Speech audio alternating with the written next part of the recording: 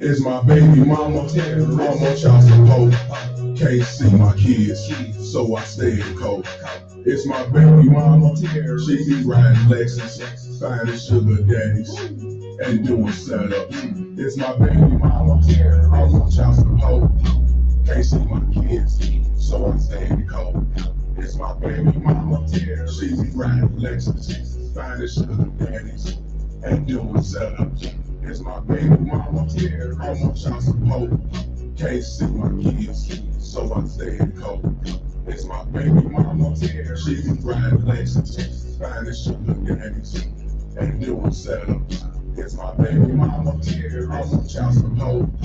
Can't see my kids, so I'm staying cold. It's my baby mama, she be riding Lexus, finding sugar daddies, and doing setup.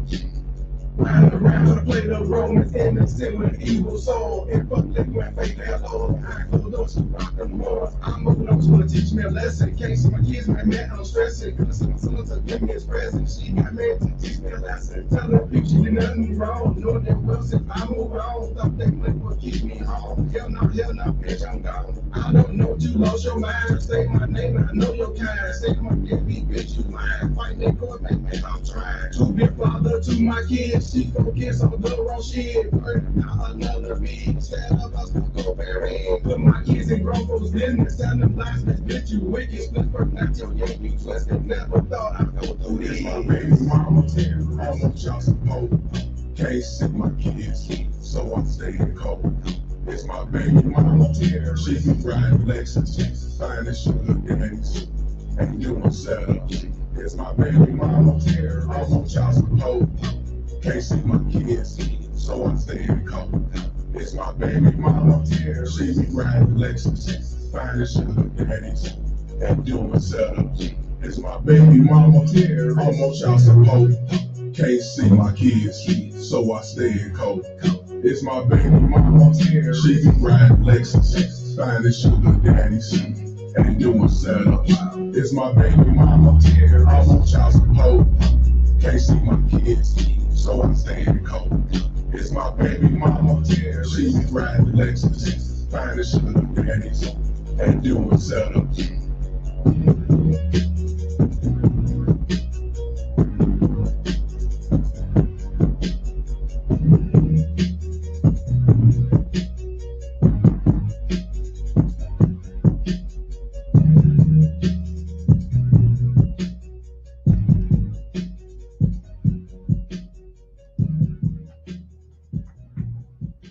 All stand, please. Oh yes, oh yes, oh yes. The Solemn Court now stands adjourned, sine die. God save the state and this honorable court. Yeah. You may be seated up in this motherfucker. Yes, sir, yes, sir, yes, sir. Let's make this shit happen, man. Shout out to the baby mama Terrence Bounty Hunters. I'm your host, Mr. Palmer. And what we're gonna talk about today is some serious shit, man. Something real serious. It was this happened, I believe, in Tampa Bay, Florida, where this 34-year-old man kicking the girlfriend's door, or the baby mama. They say they had kids, and try to break in the house. The dude broke in the house, and when he got up in there, they said he had a knife, but what I read, it said crowbar. But what ended up happening was he was shot in the head, and the woman would not be charged with murder. And I'll be honest with you, she shouldn't. You break in anybody's house, you going to their castle. I don't give a fuck if you trying to get revenge. I don't care if she baited you out there. I don't care if you know what I'm saying, you let your emotions take you somewhere where you can't get out of, and now you dead and gone. And this is one of the reasons why I say we definitely have to be thinkers and not reactors. Run off your emotions will get your ass killed. These baby mama terrorists will set you up for you run off your emotions and set you up for failure. So we're gonna dissect this shit, and then I'm gonna play the video, and then we're gonna definitely need to talk about this, because you know a lot of us dealt with the baby mama terrorists, and the baby mama terrorists text your phone or call your phone talking shit. So what you do, you cuss their ass out, you snapping off and shit, but she's getting the thrill. Even though you cussing their ass out, at least you said something. So she hang up the phone laughing, you mad, punching the walls, taking it out on your house. You know what I'm saying? She set you up for failure. You fall for it. Remember, I always tell y'all, I would rather for you to wash your hands and move on and go about your business than see y'all locked up in jail or killed. And I'm not even talking about a baby mama terrorist. It could be, you know what I'm saying, your girlfriend, your ex-wife, but y'all ain't got no kids, but you entertain the bullshit, so you run over to a situation, pop go to Weasel, you dead and gone. And she off to the next nigga. And people need to understand that this shit is real, but people ain't gonna talk about that. People ain't gonna talk about that, but we gonna talk about this because I don't want to see men run off their emotions and getting themselves locked up or getting themselves killed because his baby mama tears baited you. You know what I'm saying? And I understand. Motherfucker alienating you from seeing your kids, manipulating the kids, getting your name tarnished and stained and shit. I get it. But you do some shit and you can't get out of that shit, you fucked up. Like I said, this dude left the house. He was there, he left. And when he came back, he started kicking in the door, breaking windows and everything, ran up in there, pop go to Weasel. And in Florida, you know it's stand your ground law, right? So even if he didn't have a weapon, he was a threat. It's justified. So we're gonna definitely talk about this, but before we do, I want to give a shout out to the people that's up in here. And we're gonna talk about this because this is something definitely need to be talked about. We cannot continue to run our emotions unless some baby mama tears or some goof ass cyber forcer set you up for failure. All right, want to give a shout out to D. Want to give a shout out to Abdul. He up in Philly. He said Philly/Houston. We're here. Shout out to you, my brother. Shout out to the one JP Leroy from California.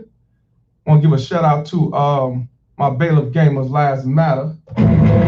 Appreciate you. Want to give a shout out to Kill Deuce, my boy Julius Mays, my boy Ant Alton, Black Ram, tuned in from South Africa. What's up? That's what I'm talking about. All the way from South Africa. That's what I'm talking about. Want to give a shout out to Kill Deuce. He says for the $4.99 donation. He said, I'm at O'Hare, leaving the Shire. We'll catch this on the playback. Appreciate you, my brother. Oh, you're a Chi-Town native. Shout out to you, my brother. That's what I'm talking about. Be safe out there. Want to give a shout out to Peaceful Pulley. He the one who sent me this information. And thank you, brother. Like I say, y'all email me babymamatez@gmail.com. And you know, I see it's something that we need to discuss. We definitely need to discuss. But also, I gotta give a shout out to Ty City because Ty City brought it to my attention over the weekend, and we supposed to be talking about it together. But you know, he busy ripping and running, doing what he got to do. So if he come in, he definitely gonna time in and talk about this shit. Shout out to him. Want to give a shout out to Formula, Dedicated. We got my boy Monty up in the building. We got JJ Green in the house. Let's shout out to my man. Appreciate you tuning in. We got to shout out my boy A.O. He over in another country. Also, shout out to Mr. Osman or Usman. Gotta give a shout out to Ricky Manning, man. Yes, sir. What's going on, bro? Please subscribe to my brother's channel, man. He definitely getting it cracking, exposing the bullshit that people don't want to talk about as well. Want to give a shout out to the district attorney, Gail Lockett. Appreciate you. Gotta give a shout out to Show Morton. What's going on? My boy Stefan. What's going on, my brother? Definitely gonna get this talk in, because this is something definitely need to be discussed, man. I tried to put up the link from the Tampa Bay Times, and every time I was going in there, it kept telling me that I had to subscribe. So what I had to do, I had to do a screenshot so y'all could see it, because I'm not subscribing to some shit I don't want to do. Now here you'll see on the top, this says Polk Sheriff's identifies man shot and killed trying to break into home. The man name was Joshua Matthew, 34 years old, carried a tire iron as he tried to enter the woman's home after arguing with his girlfriend, deputy says. So it was two women in the house. 2 women in the house. I believe it was 2 women in the house. From what I read, we're gonna read together and we're gonna check it out. I'm gonna have to go. I had to do a separate because I had a screenshot, so forgive me. But like I say, we have to be thinkers out here, man. We cannot continue to fall for this shit. How many people y'all know that's locked up in jail because they ran off their emotion and went and killed somebody? Because some broad told you that this dude beat my ass, he hit me, so you go there, beat the fuck out of him, kill him, and then you locked up and come to find out she was lying all the time. Or he turn around and he go to some shit that he can't get out of, run off his emotion, he get his ass killed. Trying to interfere in some shit he don't even know what he's talking about. This happened often. I know a lot of guys who's locked up right now over some he said, she said, and the shit come out to be false because of what some baby mama Terry said. You can't make this shit up. All right, this is the second part. It says Matthew had a criminal history dating to 2010, including several battery arrests in 2013, 2015, and 2019. He also has several disorderly conduct arrests. In 2013, Matthew was sentenced to an 8-week battery intervention program after a domestic violence battery conviction. He was arrested in 2019 for allegedly grabbing a woman by the throat and slamming her down on the couch during an argument, according to court records. Charges for domestic battery by strangulation were later dropped. I wonder why it was dropped. If that's what he did, I wonder why it was dropped. So as you see, he got a record. And if it's true, he got some anger issues. Let's keep it real. He got some anger issues. For whatever reason, he got some anger issues. Want to give a shout out to my boy Rebel Zoe for the $1.99 donation. Appreciate you, brother. Polk County, Florida again. Oh yeah, he from Florida too, Mr. Palmer. Shout out to you, my brother. You probably know about this already, man. You can't make this shit up. All right, it says a woman shot and killed a man who was using a tire iron to break into her home earlier Saturday morning, according to the Polk County Sheriff's Office. So yeah, that was the girlfriend.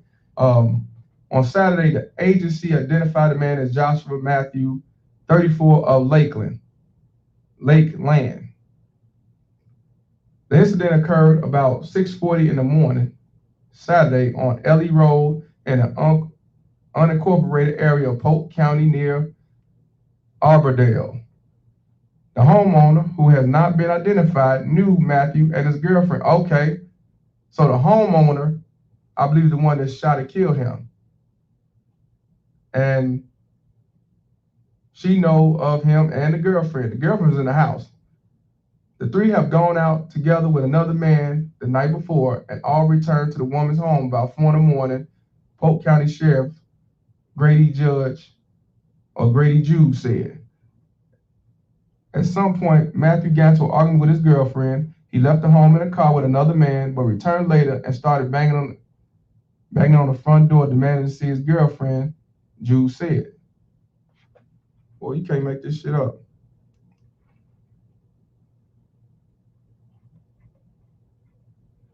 Hold on, I gotta get the other one. Can't make this shit up, man.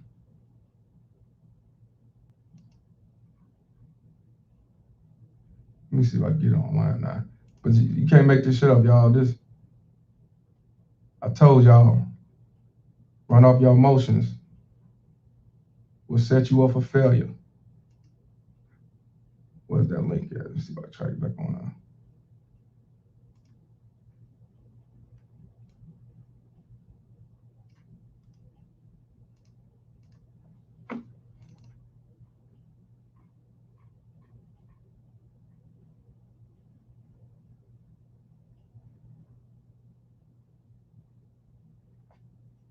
Yeah, they keep blocking me from doing. Let me see if I can go on another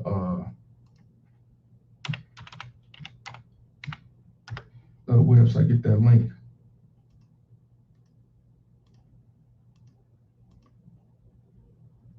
Also, I got the news clip of the video. We're gonna definitely let y'all see that.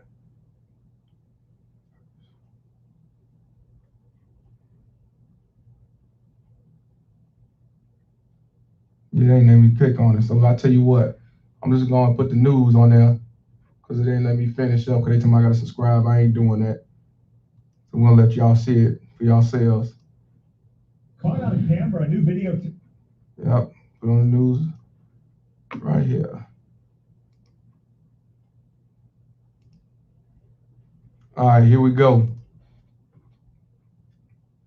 Caught on camera, a new video tonight of a man as he breaks into someone's home in Escambia County, Florida. This was just minutes before a woman inside shot and killed him.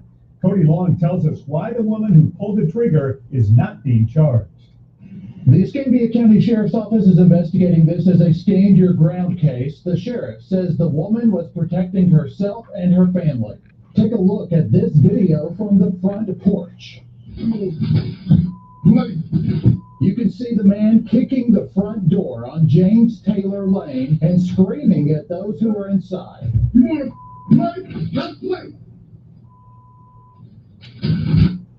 Now, I want y'all to hear what he said. You want to fuck with me? You want to play? Let's play. So I'm gonna be honest with y'all. To me, if he's saying you want to fuck with me and you want to play, let's play, that means somebody was talking some shit over there.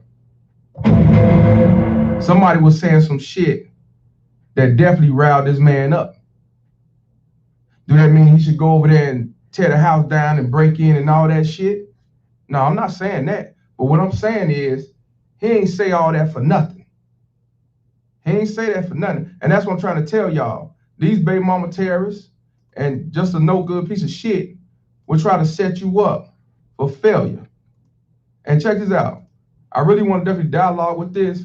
I'm putting the link in there right now because we definitely need to talk about this because we definitely got to stop men and teach our young men not to be reactors. We got to be thinkers. And this is real serious. His emotion got him killed. You damn right. You can't make this shit up. This dude was set up.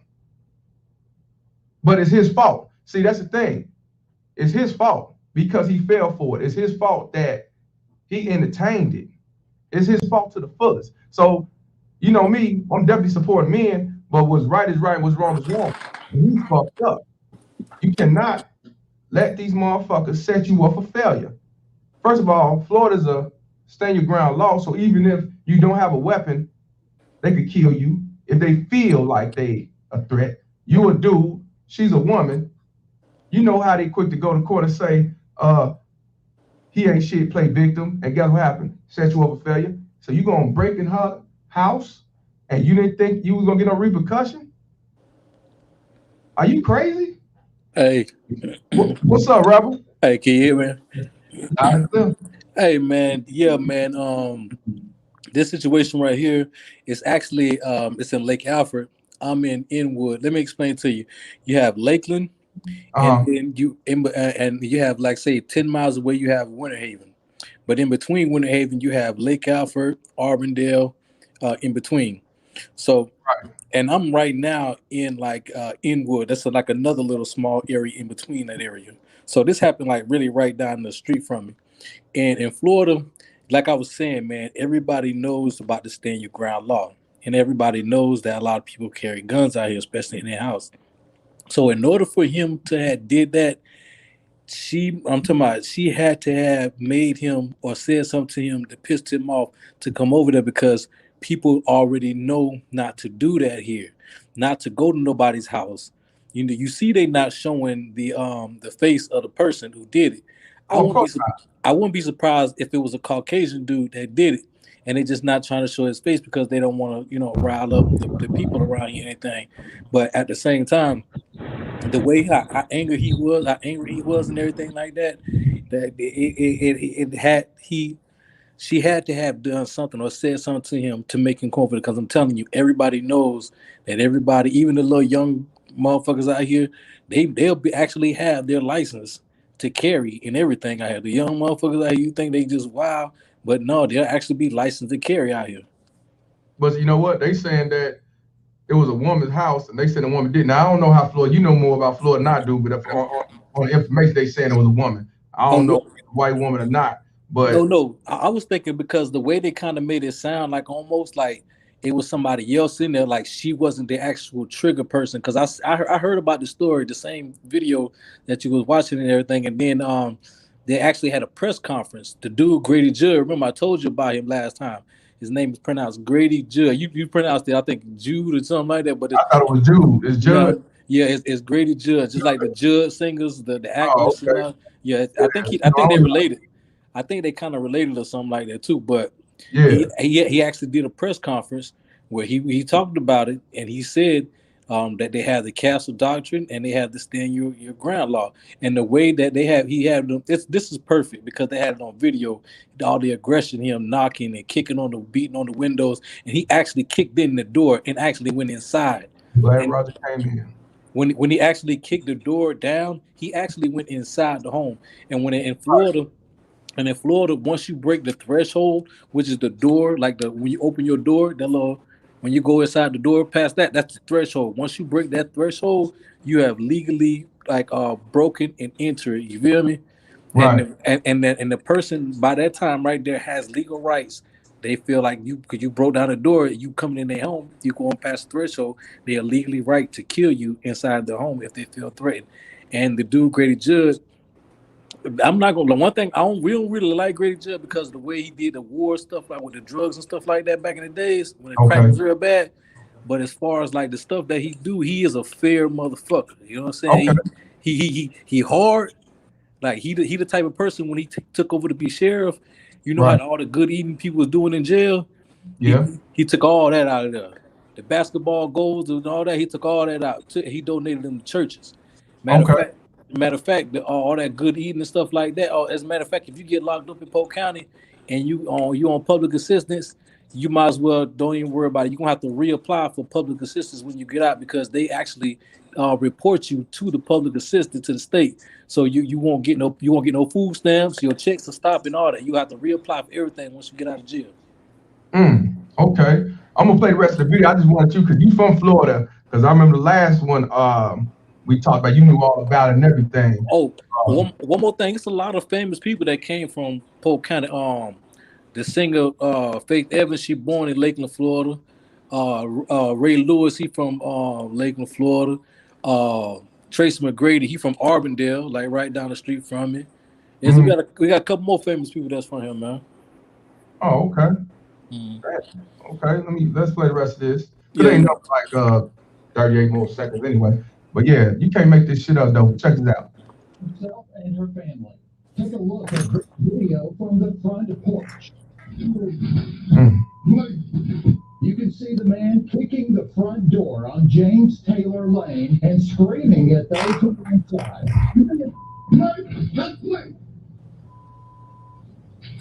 Then the 54-year-old man goes back to kicking in the door. Now see on the paperwork, it's on the paper that I just read, it said he was 34. So this dude 54 years old and doing some shit that a 20-year-old would do. Yeah. I want y'all to think about it. They say he's 54. I knew he looked like he had a hard life if he was 34, but he's 54 years old, kicking in the door like that for whatever she said to make him try to break. Well, he did break in, bust windows and do all this shit. See, that's what I'm saying. This motherfucker, well, I ain't even gonna say no, I ain't gonna do all that. I'm just gonna say this dude right here is run off his emotions at 54 years old. You can't make this shit up. I feel sorry for the brother. I feel sorry for him, but I'm saying it because, but like the man, he know where he at, bro. Like he 50-something years old. This man, he know how Polk County get down, man. Big time. Yeah, he know that these people carry guns and stuff like that down here. He calls it on himself, to be honest with you, bro. It's like he was dumb, bro. Right, exactly. And the thing about it is, they said a crowbar. I ain't seen a crowbar, but maybe he had one in his pocket or something, or these baby mama tell him make up anything, but it don't matter. If he came in with nothing, he broke in the house. You break in my house, you gotta go. Yeah, in Polk County, even if he wouldn't have had nothing in his hand, Yeah, as soon as he break that door down and he cross that threshold, it's over. Yeah. What it do, Mr. Palmer? Hey, what's going on, bro? Hold on, I'm gonna let Y say something, and then I got you. What's up, brother Y? How you doing? Hello? Hey, what's up, Y? What's going on with you, bro? You talking about Wakil? Yeah, you. Oh, what's happening? What's happening, man? Hey, listen. I'm just saying Y, but yeah. What's going on, Wakil? How you feeling? Oh, I'm chilling, man. Chilling, just get off work. But I seen a video, and like I said, I just heard about you. I just got down with your channel. I heard about you talking on the Star Report the other day, and so I had chimed in to see what was up. And so, like, listen, this channel, soon as I heard a couple words, I subscribed right to you. Like, so, because it's like, yo, I went through the ringer. I'm still going through the ringer when it comes to the child support. But listen, I don't even mess with a girl that got a guy on child support. Soon as she says she got a guy on child support, I'm like, no, I'm cool. I'm a pass. Damn right. And so, Damn right. But listen, on this video right here, the same thing happened to my brother's real father. Like my brother real father, like my mom had my brother. She started messing with my father. So she started fronting and started keeping my brother away from his real father. So my brother's father tried to break into my my step grandpa and my real grandmom's house. Yo, why my step grandpa end up killing my real father?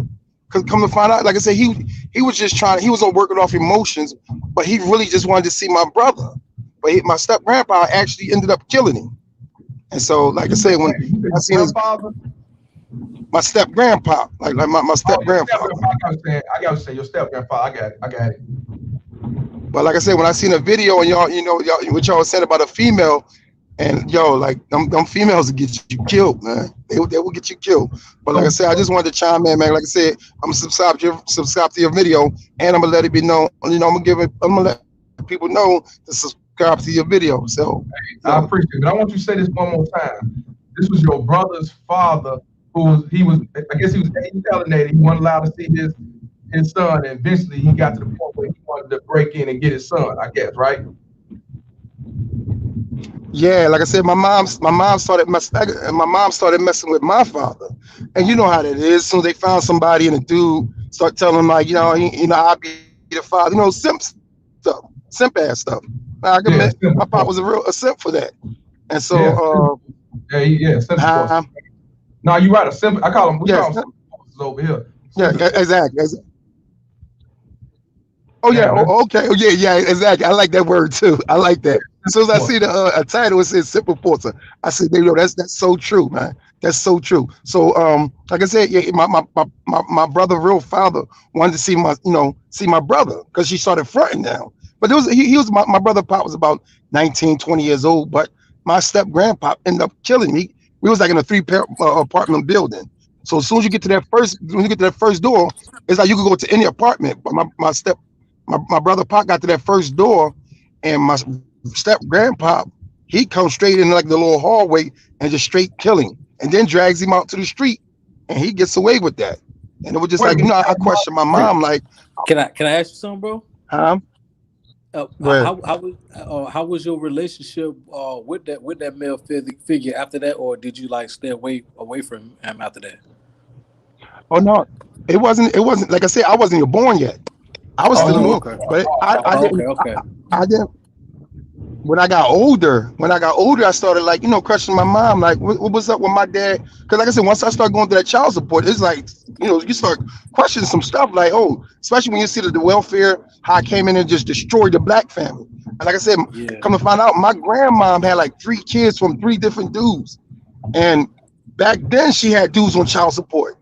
And that's when I could really kind of see like how the destruction of that family came about. It wasn't even, people be like, yo, it was the 80s. No, it goes back to like 55, that goes back to like the 60s and 70s. Further than that. Yeah. So I'll say late 55s, early 60s. That's when it goes back.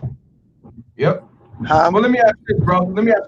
Your brother, do he get along with his mother? Or the grandfather, or how is he with the relationship after knowing that the grandfather, that's his grandfather, killed his father? See, when like I said, my brother was really young. So like I said, my mom, she really kept it a secret. It wasn't until I got a little, well, I got a little older. Yeah, I mean, see, my brother, he yeah, we like I said, we love our mom, But as I got older and I started going through some stuff, like especially with my baby mothers, because it was like, damn, what the hell? Like I'm going through some stuff. So I'm asking my mom, like, yo, what happened with my real father?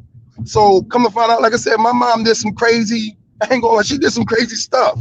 Like she did some crazy stuff, and I had to pour it out of. But you know how they are. See, my mom, she tried to put my real papa on child support too. But it's like, what they don't realize, they don't see the future. They don't realize, like, yo, you got a son. Your son gonna end up in check by you doing this crazy stuff to his father. It's a possibility your son gonna go through the same exact thing. But see, they try to keep pushing under the rug, like, oh, these girls and they doing this crazy, putting you on child support. Come to find out, they'd be the main ones putting dudes on child support, but they ain't gonna own up to that one. Baby mama Terrence, let me ask you this. Baby mama Terrence, bro. A lot of people on here realize their mom was a baby mama Terrence doing the same shit. So my question to you is, when you came to her about the situation with you going on child support, did she make excuses for the girl, or did she say it's not right? What, like, how was she with that? Oh, she said it wasn't right. She went in on the girls. Right, because she know what type of dude I am. Like, I'm a real good father, and like I said, she know, and she was going in on. But like I said, I really had to pour it out of her, and I be throwing in that, and letting it be known, like, yo, y'all did some damage coming up, man. Y'all wasn't thinking for the future. All y'all was looking at is y'all just wanted, I call him the white daddy. Like, yo, y'all love your white daddy. As soon as y'all get your way, your white daddy say, which one here? Here with a gun, point the gun at whoever you want to, and they grab that gun and they point it in your face so fast. It's like, damn, all this happening. I tell guys, say, yo, you would never know a woman till after the breakup and them kids. Until then, she will put up the best front, and you will never know till after that breakup and them kids come. Oh yeah, that's when you see her true colors. You'll see her true colors now. But until then, she gonna agree with you. Oh yeah, whatever you say goes. Yeah, you right. But as soon as you break up, it's like everything you said is like the most wrong thing. No, she ain't going for that. So like I said, I tell my sons now, like, yo, listen, dude, I say family is overrated. Like, no, it ain't even worth having no family, bro. Skeet and skedaddle. Like, I mean, skeet and skedaddle. When I tell girls that, I be like, I be like, yo, now when you see these guys skeeting and skedaddle and rolling out, that's because of y'all. Like, dudes don't even want to stop no more. They don't even want to slow down no more. They're like, no, I'm cool. I must end up in child support. So I don't even want, dudes don't even want to, like, they want to, but at the same time, dudes is too scared to even having kids anymore. So, and that's messed up, because now you just want to have a bunch of girls, these girls don't want to settle down. Yeah, you're right. They don't want to settle down, because if they settle down, they're scared you're going to get pregnant and they're going to end up in child support. So, Now, you know what? Just like I ain't gonna lie, business just said, you gotta teach your sons keeping their pants. Like, I'm teaching men to, like, if you gonna have sex with a woman, they gotta be worthy for it. You know what I'm saying? That's really on some player shit. Like, I'm not gonna fuck every woman. You're gonna have to earn this. You know what I mean? That's why I say we gotta change the laws in our mind. But what state you in, brother, when this happened? Oh, I'm from Philly. I was the one that was like Philly/Houston. Like, I was born and raised in Philly. So it happened in Philly? So I just came to Houston. Yeah. I just came to Houston like about 6 months ago, so. But listen, I went through when I say that I went through the ring on the child, I ain't gonna lie. It was like 2 kids. I just gave up. I went to child support. I'm trying to get visitation rights. I just said, you know what? I just stepped back and said, you know what? You can have them. You can just have them. And I left them alone. And sometimes you just got to. I see y'all when turn 18. When you want to ask me a couple questions, I'm gonna be honest as possible. But right now, you're not going to mentally abuse me. I'm not going to go to court and get mentally abused. I just refuse to do it. But you can have them. So, yeah, keep your receipts. And let me ask you this. Now, like you said, I know at one point you were trying to get your kids and fight and stuff like that. Did it come to a point where you get into that sunken space where you was stressing or hate or want to cause some havoc, and you had to walk away? Or you kind of like, man, I already see this going, let me just go about my business? Yeah, don't get me wrong. Listen, I talked to my mom. Okay. And my mom had to cool me off, because like I said, I love my kids. But at the same time, I love my kids more than me. That's why I was like, oh, I gotta love me first, because these girls ain't gonna make it easy. they're not gonna make it easy. So you will start second guessing yourself. But you know, me, like I said, I'm a man of integrity, and I say what I believe, and I believe what I say. And like I said, I told my mom and my brother, because those are the ones that get really good advice. Because like I said, I'm going to the courts fighting. Just keep fighting. It's like, why I got to keep on going? And that's why I say, you know what? I got to worry about me. And that's why I said, you know what? You can have them. But just, you know what's crazy? When I told them, when I told them y'all can have them, that's when they want, like they start calling my mom up. He can see his child. My mom was like, listen, I told y'all, because they call my mom, I told y'all, leave him the hell alone. Like, leave him alone. Stop playing with the man kids. Because like I said, don't get me wrong. Like, I'm telling you, it was some crazy thoughts that was going through my head. And my mom talked to me and said, yo, you got too much to lose, man. And that's why I said, you know what? I'm going to just leave him alone, because they was just taking me too much. It's way too much. Like I said, you got these super simps. These super simps, like I said, I mess with girls, but if they got kids, like I've never lived with a girl that had a child.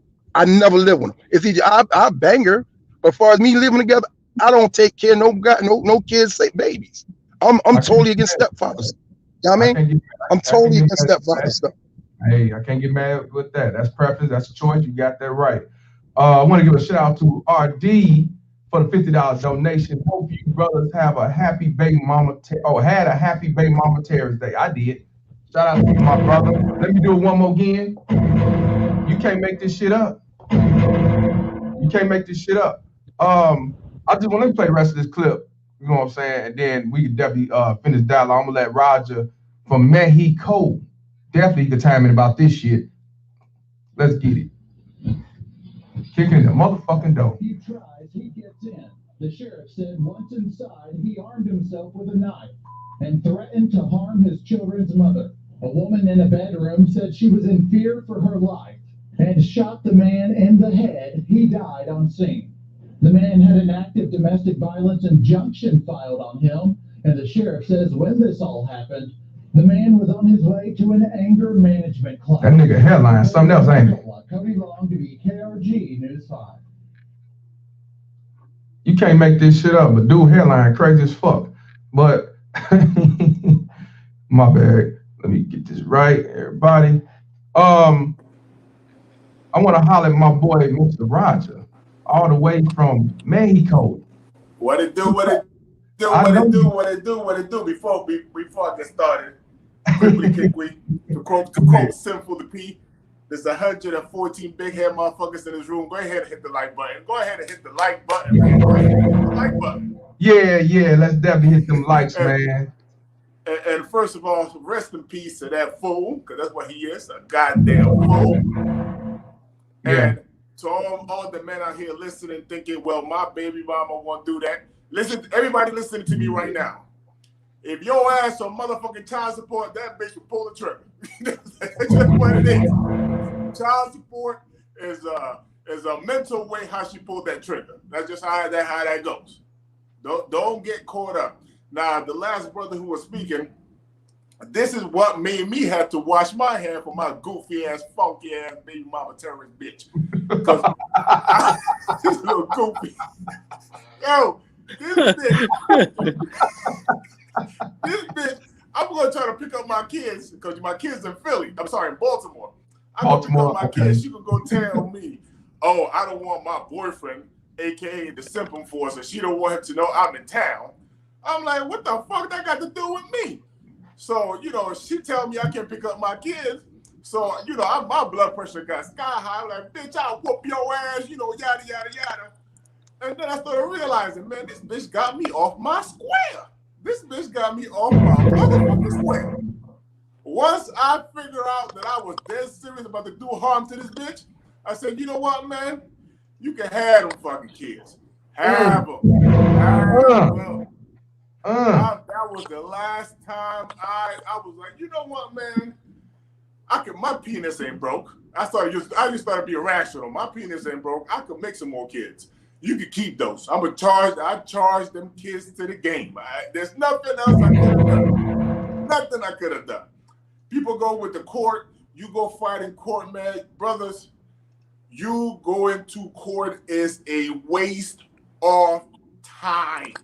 It's a waste of time. I don't give a damn. You know somebody who knows somebody that got custody. They are the exception. They're not the rule.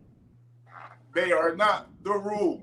But you ain't got the truth, because the lead attorney, who's an attorney in Atlanta, been an attorney for 20 years, said that shit, and he's still in the system. Yeah, I only know one dude.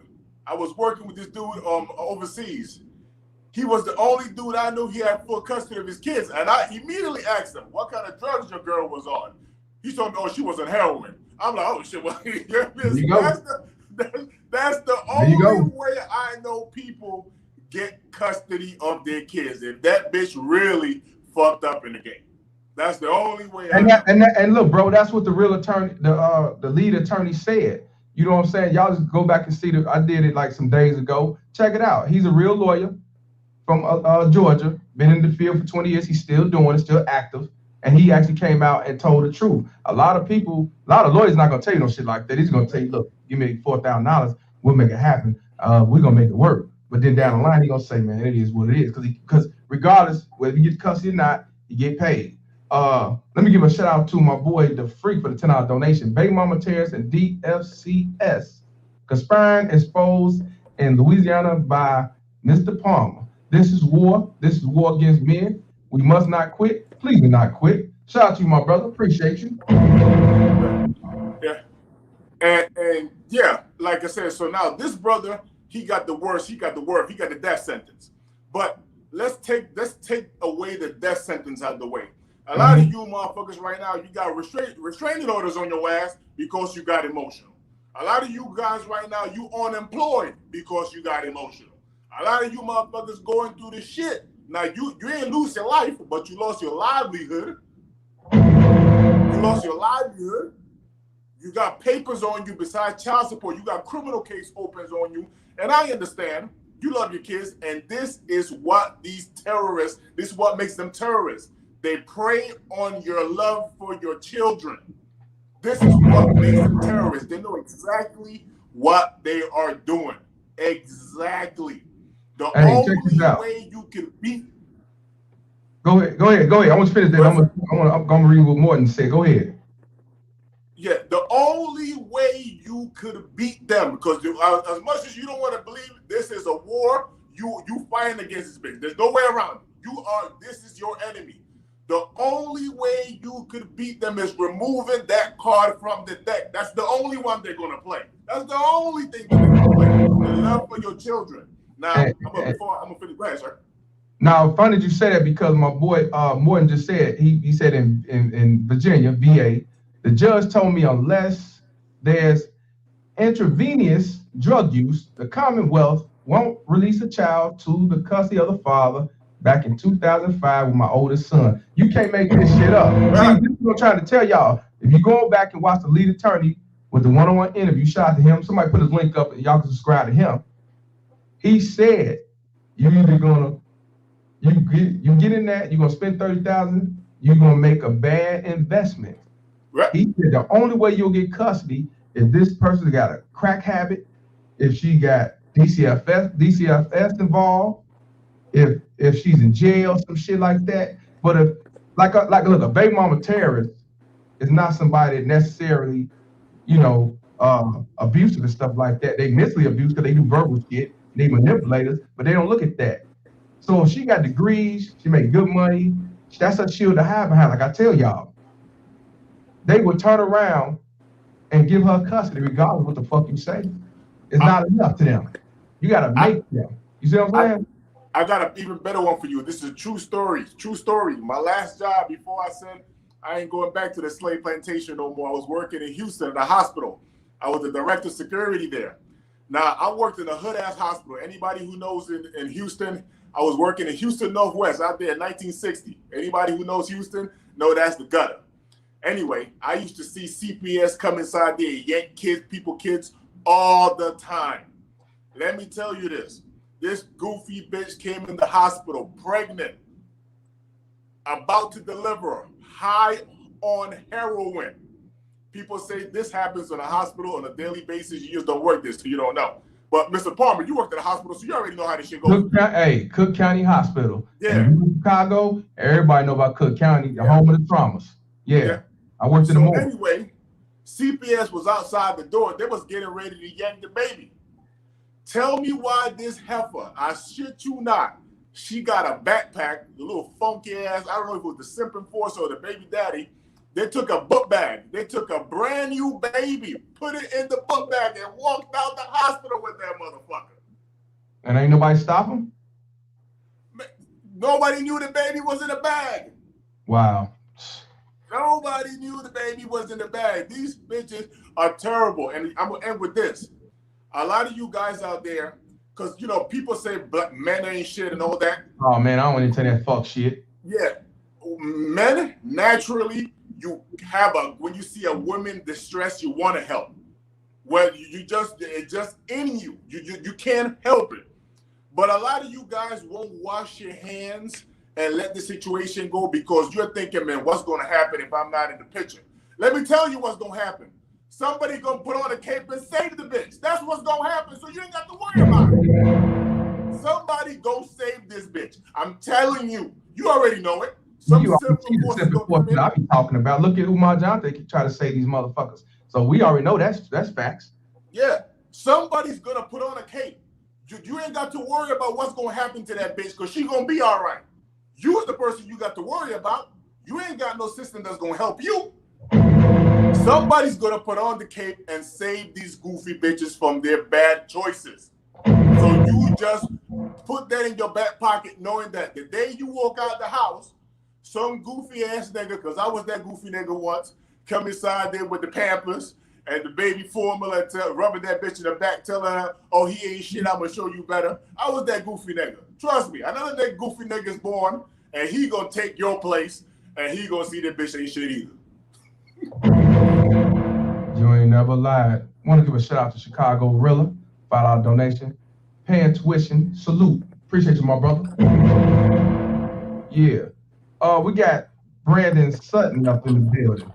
What's going on, bro? He can tell you what he went through. It took him years to get custody of his son. Years. And the only reason why I got it. Tell people why you actually got it. Because he's in Seattle. You in Seattle, right? Basically, make a long story short, this nigga, my baby's mom's father, or my baby's mom's husband, put hands on my son, like choked him in the house. So my son ran to my house at 3 o'clock in the morning, and the police still made him go back to the house. That same night, they're like, oh, we think your son's making it up, blah, blah, blah, blah, blah.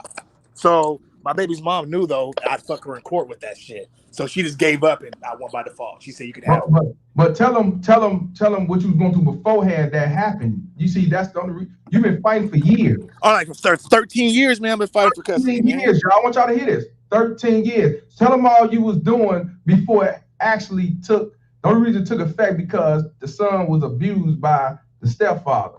So tell them what you had to do within the 13 years before you even got to that point that your son ran to your house because he was abused and you called the police. But before then, what was all the things you doing? Because you know they quick to say, well, you ain't fight hard enough. You want to try to be a father and, you know, it's your fault. You know what I'm saying? Check it out. Go ahead. Right. Well, basically, my baby's mom was playing the system against me. I'm going back and forth to court. She's going to court. One time she went to court in some crutches saying that I whooped her ass. I ain't even seen her. She went to court with some crutches on. I mean, I don't know that episode of Martin. Remember when he hit Shanae? I don't know if you remember that, but I remember. Yeah, so just like that. And the court looked me in my face. They're like, yeah, I can see you a little wannabe thug from, you know what I mean, from your area or what have you. And they ate it up. So if they told me off of a lie, they're like, well, you can't see your son for a year. I'm like, nigga, what? I was like, no, you have a no contact order. I'm like, on the grounds of what? There's no police reports. There's nothing. If I hit this woman, I should be in jail, right? They're like, well, we believe it. And you can't see your kid without going to, I had to go pay $45 to see him at the state capitol. I'm like, I'm not doing that. I'm not going to pay to go see my son and have some motherfucker watch me. They're like, well, you don't care about your kids. And what it is, what it is. I guess I can't see him for a year. So boom, a year went by. Then my baby's mom calls my stepdad because my parents were baby mama terrorist supporters. Period. I'll get that out the way. And that's what I wanted you to say. Because I interviewed this man a while back, but now we got way more files. You need to tell them who went against you. my mom, my stepdad. And Right. my baby's mom will go over to my mom's and stepdad's house with her husband, the nigga that put his hands on my kid, and they go to my mom's house drinking, talking shit about me and all this other bullshit. You know what I'm saying? Right. So now when I even got custody now, me and my mom ain't cool. But she told me the last conversation we had, she said, I got to see your son more when he was with his mom. Wow. You know what I'm saying? So like I said, my whole family turned their back on me. It just went bad, man. So for like the next fucking 10 years, man, I'm just battling, losing. So that's why I understand what the dude that you interviewed, the lawyer, he's 100% correct, man. It ain't fair in the system. I don't give a fuck how much money you pay. You're just wasting money, man. I honestly believe if you pay money for a lawyer in child court, you're wasting money. And that's what the attorney said. You know what I'm saying? I agree 100% with that, you man. You gotta have a chance. You gotta have a real chance for that shit, man. Like you said, drug addict, abuser, or something. It took for your son to run out that house. You didn't know that was going on. But him to run out that house and run to you. Lucky you was down the street. He was able to run to you. And you was able to, call the police and everything. Even though the police didn't believe, but you had a record and probable cause to go in that courtroom. I honestly believe I still probably hit this, y'all. 13 years. Now imagine within the 13 years he was going through the bullshit, getting set up by his baby mama and his own mama. What if he would have ran off his emotions, went over there and beat his ass, or go shoot that man because of what happened with his son? He would have been in jail. The son would still be with her. He would have had no type of custody. See, he did not run off his emotion. He was a thinker and said, let me call the police and let me take this to court. So let me ask you this, because nobody want to hear about some other man or another woman putting their hands on their child. So what made you have the mindset to be like, oh, I want to kill dude, but you know what? Let me just call the police. Let me do it this way. Honestly, that's a good ass question to this day. I gotta ask you that. I ain't gonna lie, to this day I ask myself that, bro. How the hell did I go? How did I make through that? Because, bro, I saw red, man. Like, I think it's probably the person that held me back was my wife. She snatched me up because I got dressed and about to leave the door, man. I wasn't even about to talk to nobody. I wasn't even concerned with my son at that point. And I was like, I'm about to kill this nigga.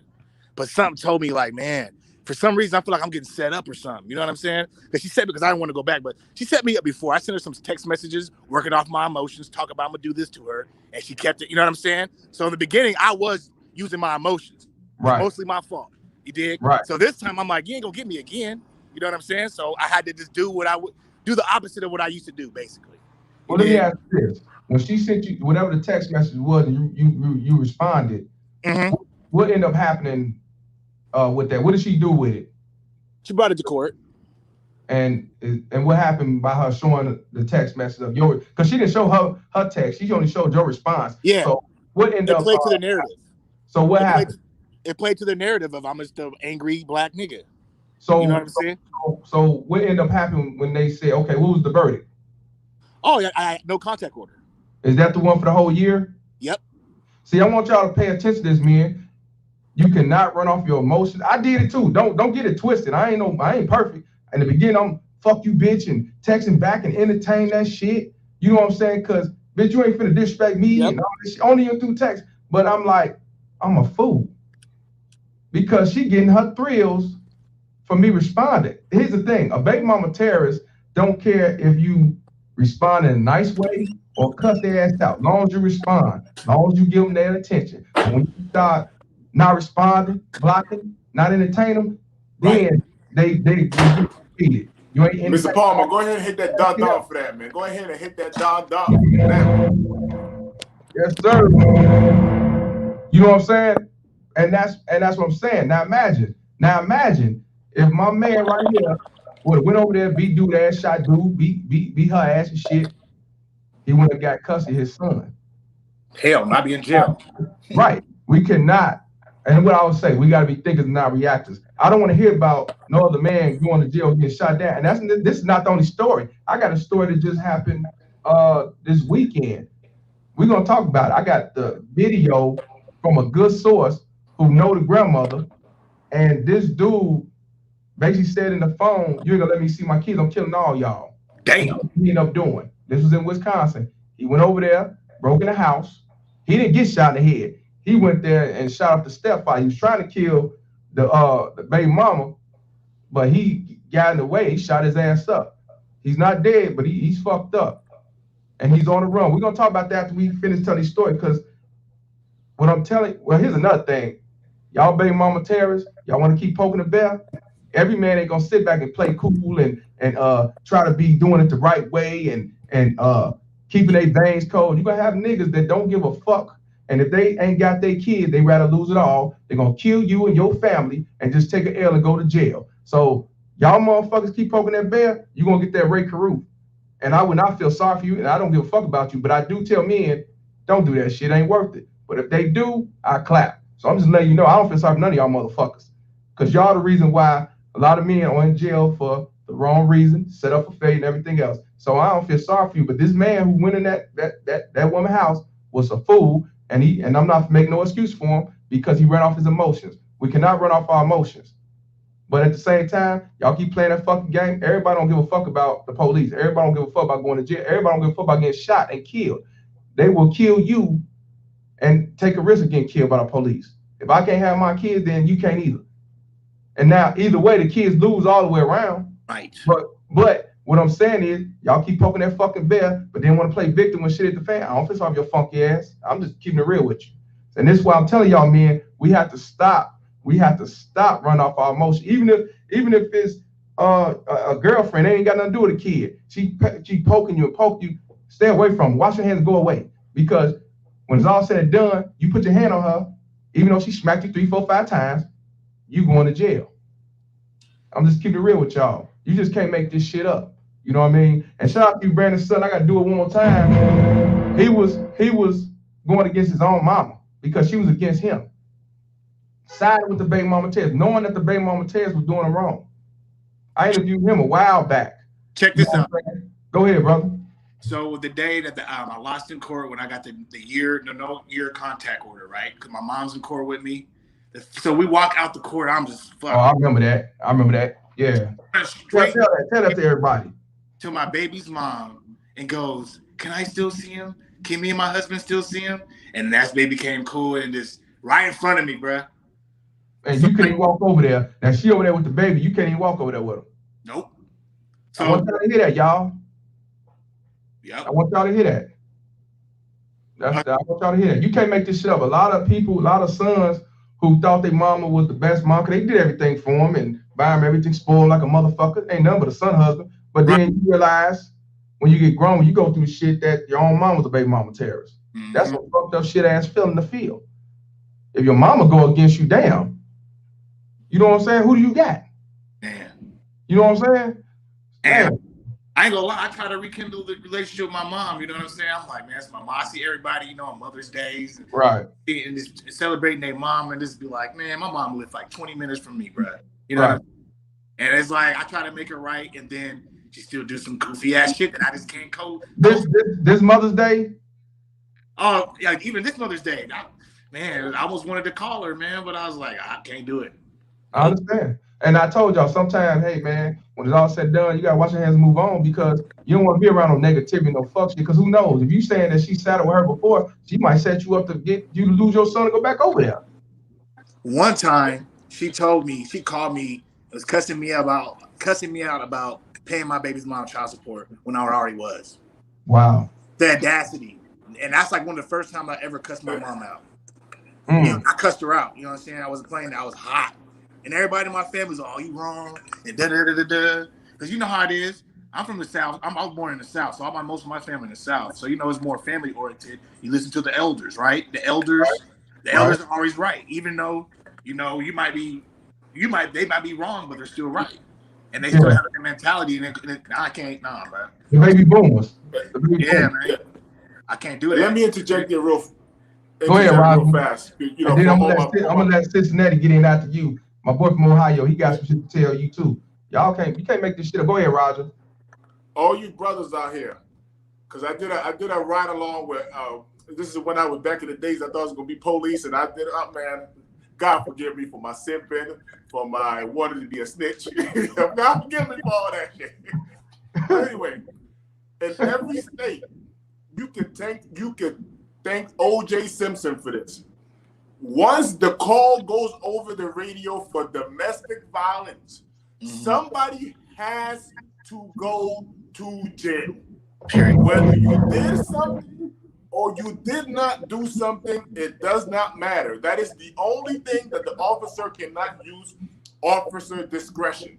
Once the call goes over the radio as domestic violence, somebody has to go to jail. So to all my fellas out here, do not get caught up with this shit that, oh, I didn't hit her. There's no proof. No proof is required. No, they don't call went over as domestic violence. Bro. That's all that is needed to put the cuffs on you. I seen the police do that. I seen it. They said somebody the going only to jail. way you can beat that is saying that bitch hit me too. That's it. Then y'all both go to jail. You both go to jail. Because they'll tell you, one of y'all going, somebody going.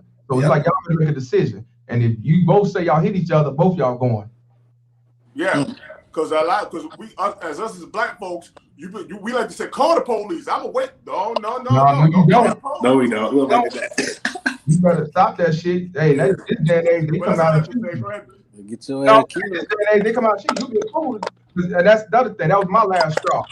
I wasn't here, but then baby mama Terrence called the police, talking about welfare being checked, possible sign of child abuse. I don't play police. Oh, let me wash my hands and move on. You don't call no police in my motherfucking house. Tell some lies just so you mad at somebody else. Oh no. You can't come here. That's a wrap. Yeah. You know what I'm saying? Blood pressure shit. Fucking my kids. Fuck you. Hell nah. Nah. You gotta go about your business. And just like my man just said, T the Life Coach says, as soon as my son's mother ran a child support, I told her that's all you get. Change my number and wash my hands and move on. Hey man, fuck out of here. You can't make this shit up, bro. And the thing is, motherfuckers want to sit back and call you lie. But yet, I don't know none of y'all. Y'all all over the United States. My man in Mexico saying a similar same shit about these different baby mama tears, but y'all motherfuckers want to sit back and come on my panel and say, who hurt you? You a liar. Who hurt you? You know what I'm saying? And for the most part, these bitches, see, these suckers, they be like, oh, who hurt you? Like, they know what these baby mama terrorists, you know these bitches, my mama's mama, my baby mama terrorists, these bitches all trying to destroy me. You know that, bitch, because you ain't shit. You know what these bitches do. And again, like Kevin Samuel said, signs, shame, insult, guilt, and need to be right. They're always trying to shame you. They're like, man, I'm so past this shit so bad. I'm like, I don't give a fuck. Call me a dead. Goddamn right.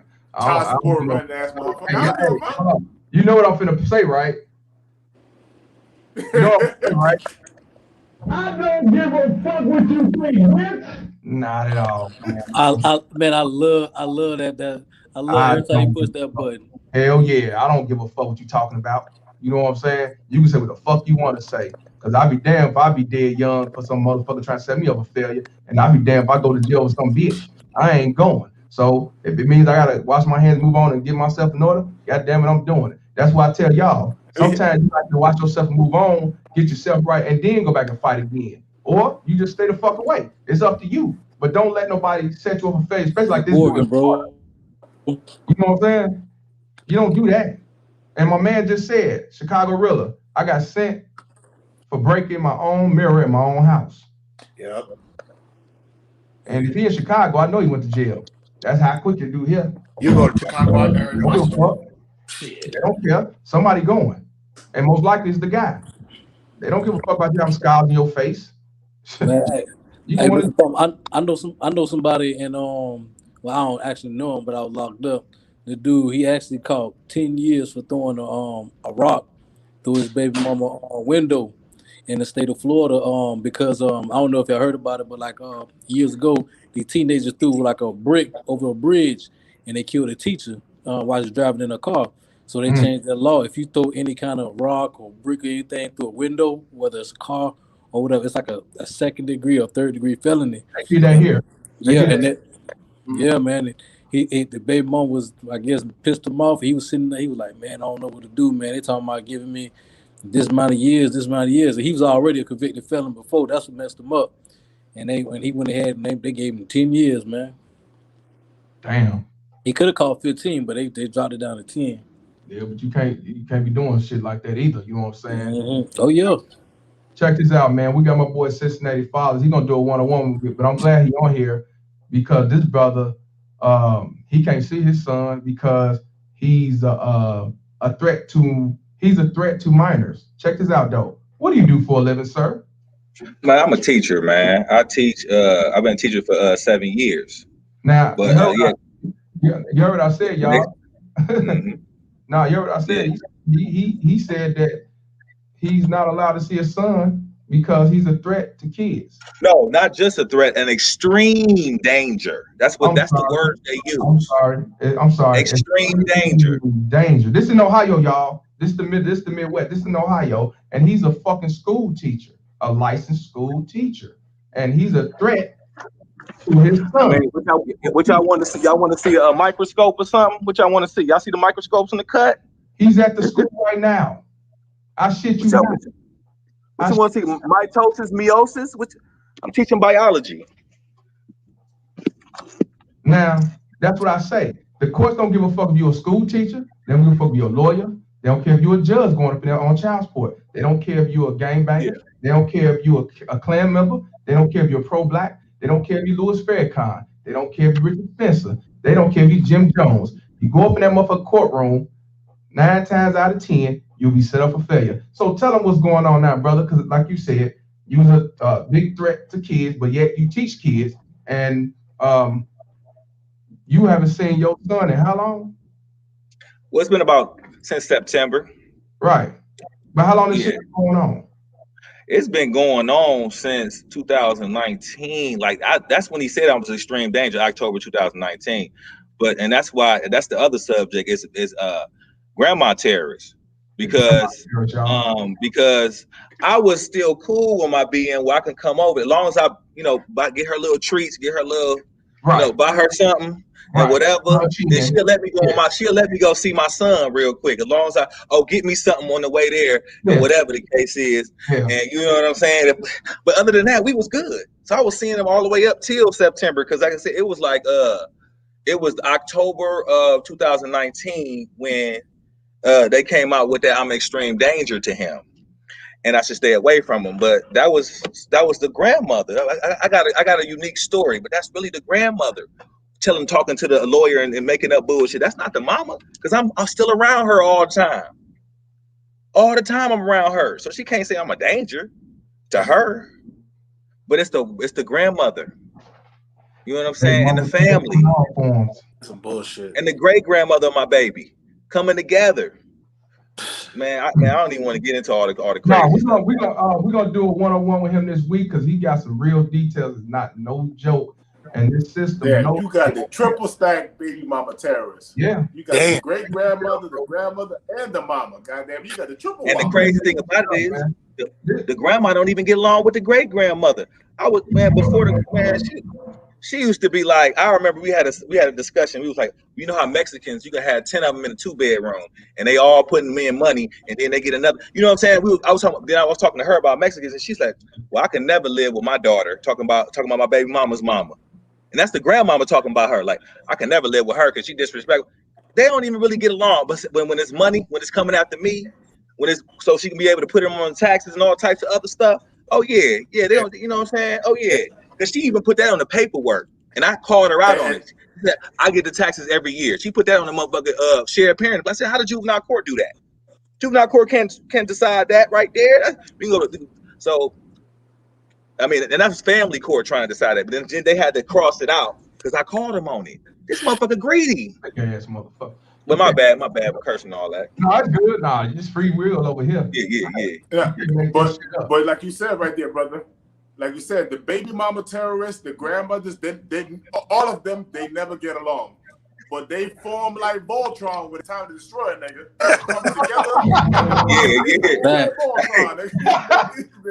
They do. Them motherfuckers come together and empower you. You ain't lying, man. True story. You ain't lying. No, hell no. Look, they don't even like each other. And they don't get along.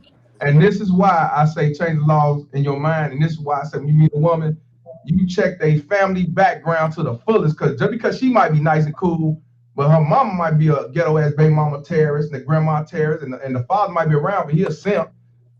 They're gonna get in her ear, and she will go to court because the mama say so. You know, they keep that string. Yeah, Voltron. You know what I'm saying? You can't make this shit up, y'all. You cannot make this shit up.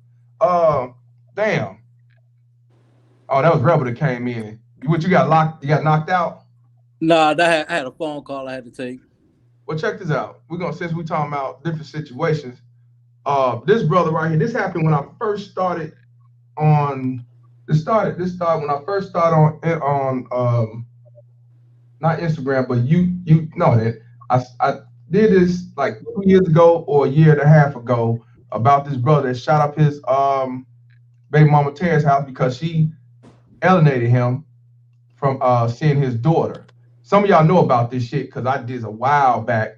But this dude from New Orleans, who live in South Carolina, facing serious charges for setting his baby mama house on fire after he shot it up.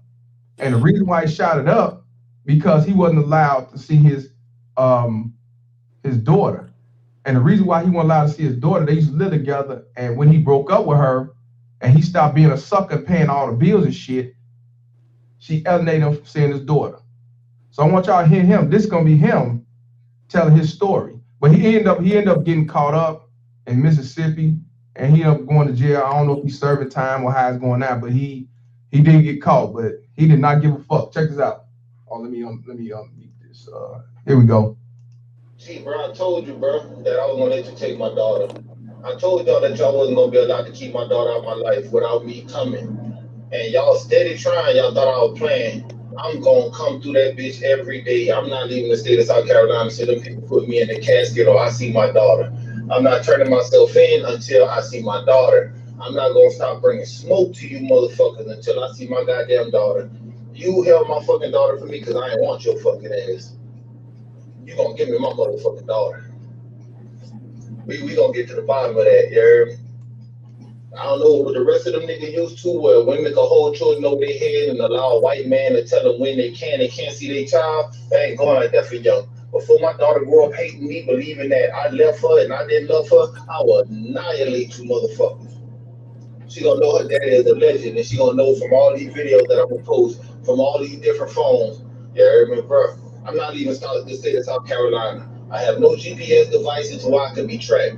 You feel what I'm saying? Like, you gotta catch me, bro. I know how to get on the land. I don't have no physical location of where you could come get me from. There's no door to kick in. To apprehend me, you have to apprehend me off the streets. It's gonna be on game, baby. You heard me? They're sitting up. I'm a moving target, you heard me? Give a fuck about no police. You bitches ain't gonna tell me. I went to you bitch. You bitches locked me up because I went to try to visit my motherfucking daughter. Okay, so now I'm gonna try to kill everybody. Any police apprehend me, you better apprehend me with that pressure, pimp. EBMG. This is a lesson. All of y'all females that be playing with the niggas, thinking the niggas to be saying that they would kill your motherfucking ass behind that child. They got a nigga to say that to get you back and shit like that. Nah, bitch, I'm serious. You play with the wrong motherfucking child, bro. See, bro. You can't make this shit up. And like I said, this dude went over there, shot up the house, and set on fire. He hit the baby mama Terrace. He didn't kill her, but he shot her. But see, that's what I'm saying. You go to that point. You cannot. Now he's serving time. He ain't gonna be able to ever see his daughter. But this is what I'm saying.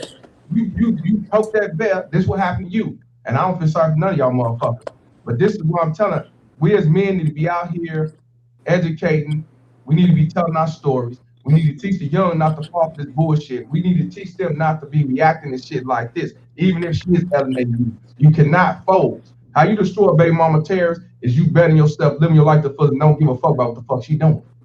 But you sitting back whining, crying to her, texting her, begging, you go trying to break in her house and her simply force to shoot you or her mama or you get shot, you dead and gone. So, and she off to the next nigga to alienate. It ain't worth it. And watching that video, and again, to all the men out there, it's because I get so tired when people talk shit about this, and not too many men I know, including the Pookies and the Ray Ray, that don't generally love their children. I don't know too many men that be like, man, fuck them kids, I don't want to for this. I just don't run across that much. That brother was very emotional because he cared. Now, he channeled that incorrectly. Yeah. But that brother cared. Mm-hmm. He cared. you just don't give a fuck and do some shit like that. You care. And the thing is, brothers, because this narrative that black men don't give a fuck about their kids. This is the reason why they give it to the baby mama terrorists. Because men, if they don't do better for themselves, god damn it, they're gonna do better for their kids. They just simply would. If we don't give a fuck about ourselves, there's something about men that if we don't care about ourselves, we'll find somebody else to care about, and that would inspire us. Now, I would always say that you should be the main focus, and you should be, you should be number one. But I know how it is with men. Sometimes you put somebody else number one. If that gets you going, then that gets you going. That's whatever the case might be. Brother, this whole shit that motherfucking black men don't give a fuck. This is just so fucking. Well, you heard that. You heard that. But hey, bro, but you heard that when I had Nick at Night on here saying that, and when I was telling her like, well, this, she want to try and hear that shit. You know what I'm saying? She biased as hell. But that was cool though. But I'm glad women, she told her. She told her truth. Let me quote her. I be having real conversations with her sometimes. She's straight, but she biased as hell. I want to quote her. She said, and I quote, most women, most men, I think she said like 90% too. She said most men want to get 50-50 custody so they can get out of child support. They don't really want to be around their kids. She said, I'm like, wait, so just for a month? They don't want to be around their kids. They just want 50-50 custody for child support. They don't damn, do you think that about black men? Do you think that about men in general? That black men just don't like their children, don't want to be around their children. Check this out. Now and I didn't think about this just now. You just said from a lot of these baby mama terrorists logic, their logic is you only want equal parenting time, so you ain't gotta pay child support. Well, bitch, you want sole custody and primary parenting time, so you can get all that child support. So what the fuck? I'm telling you what it is. What it is. Females like her.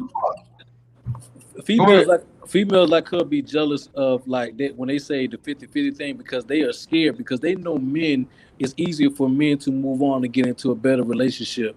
It's embarrassing for your child to see though my father moved on and got in a relationship with a woman and we doing everything. It's like a real family, but I'm with my mom and it's just me and her. You feel me? So a lot of females, I think they look at that and say, wow, I don't want my daughter to make it look like, or my child to seem like I'm the problem because I don't have a relationship, but the father does.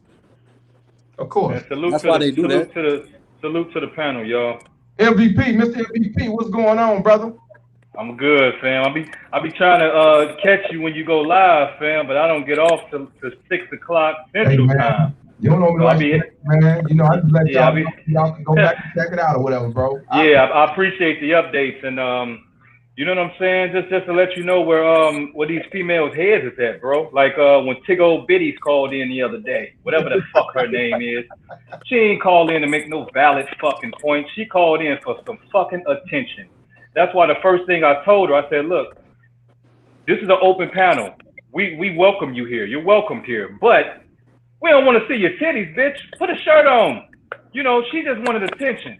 That's all she wanted to talk about. Men don't hold men accountable. This is one of the main reasons for this channel. And this topic right now is men holding men accountable. Like that guy who went in there and bum rushed the kick in the door. He was out of pocket for that, but I feel him because it was out of passion, but he channeled that the wrong way. Right. So men do hold each other accountable. If we wasn't, we'd be saying he was right.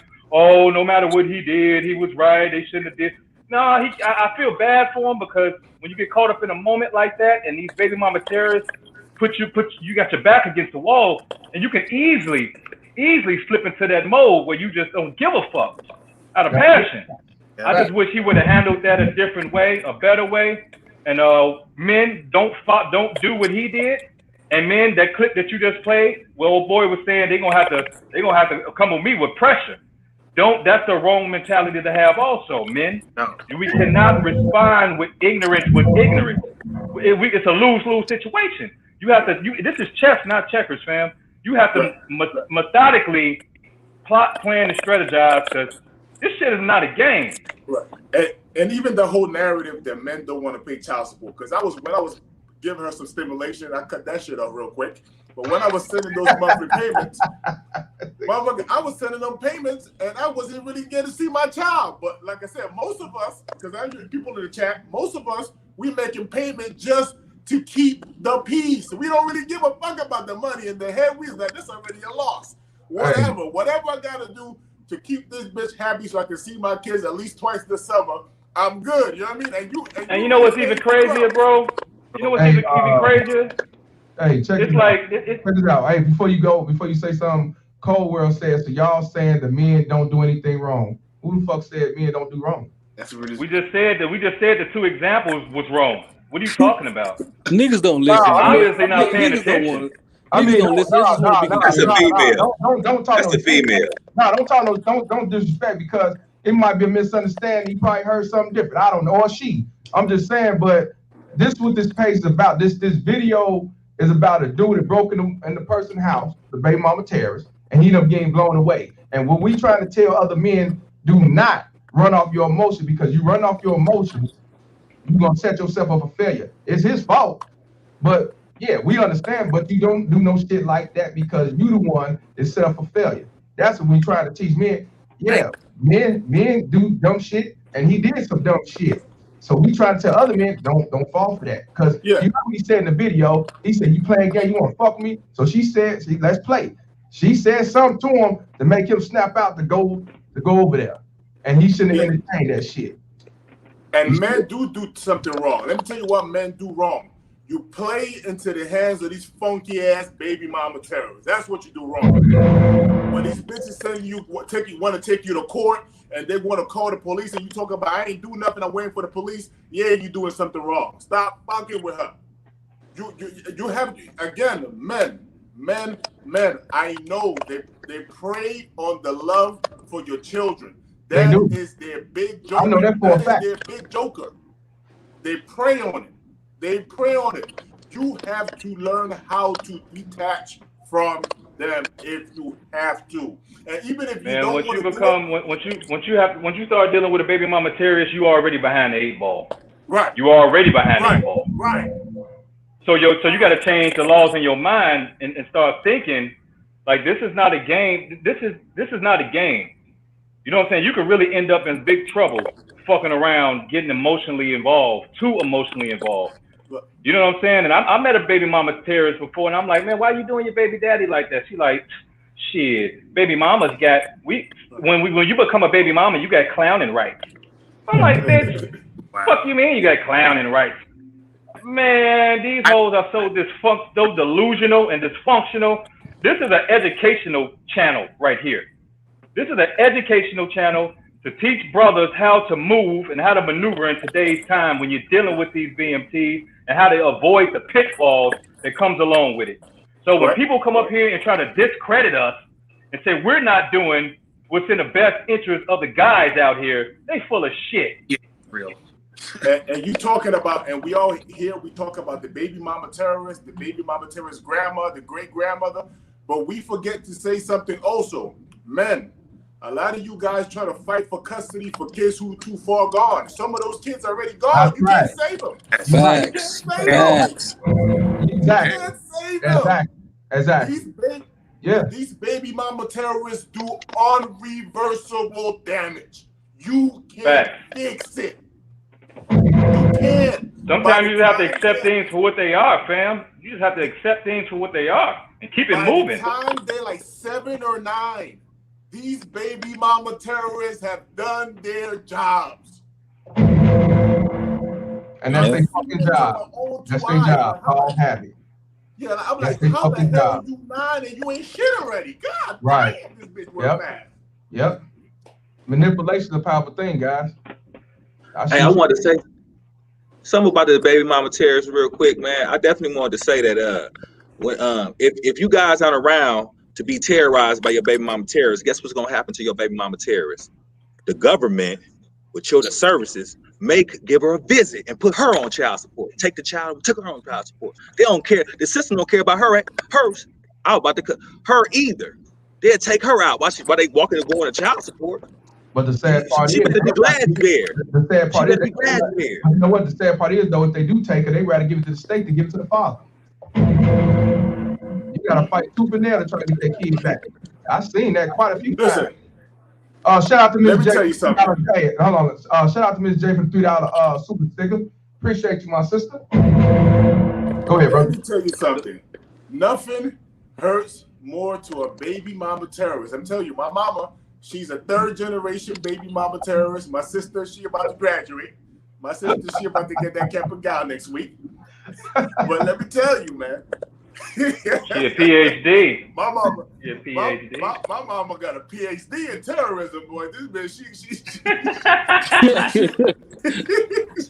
But anyway, PhD, baby. is more good when that baby turns, when everybody out the house and Big Daddy government said, okay, bitch, we don't need you no more. We gonna need that food stamp. We gonna need that WIC. We gonna need that Section 8 back. You gotta go out here and sell that pussy again, girl. You gotta trap another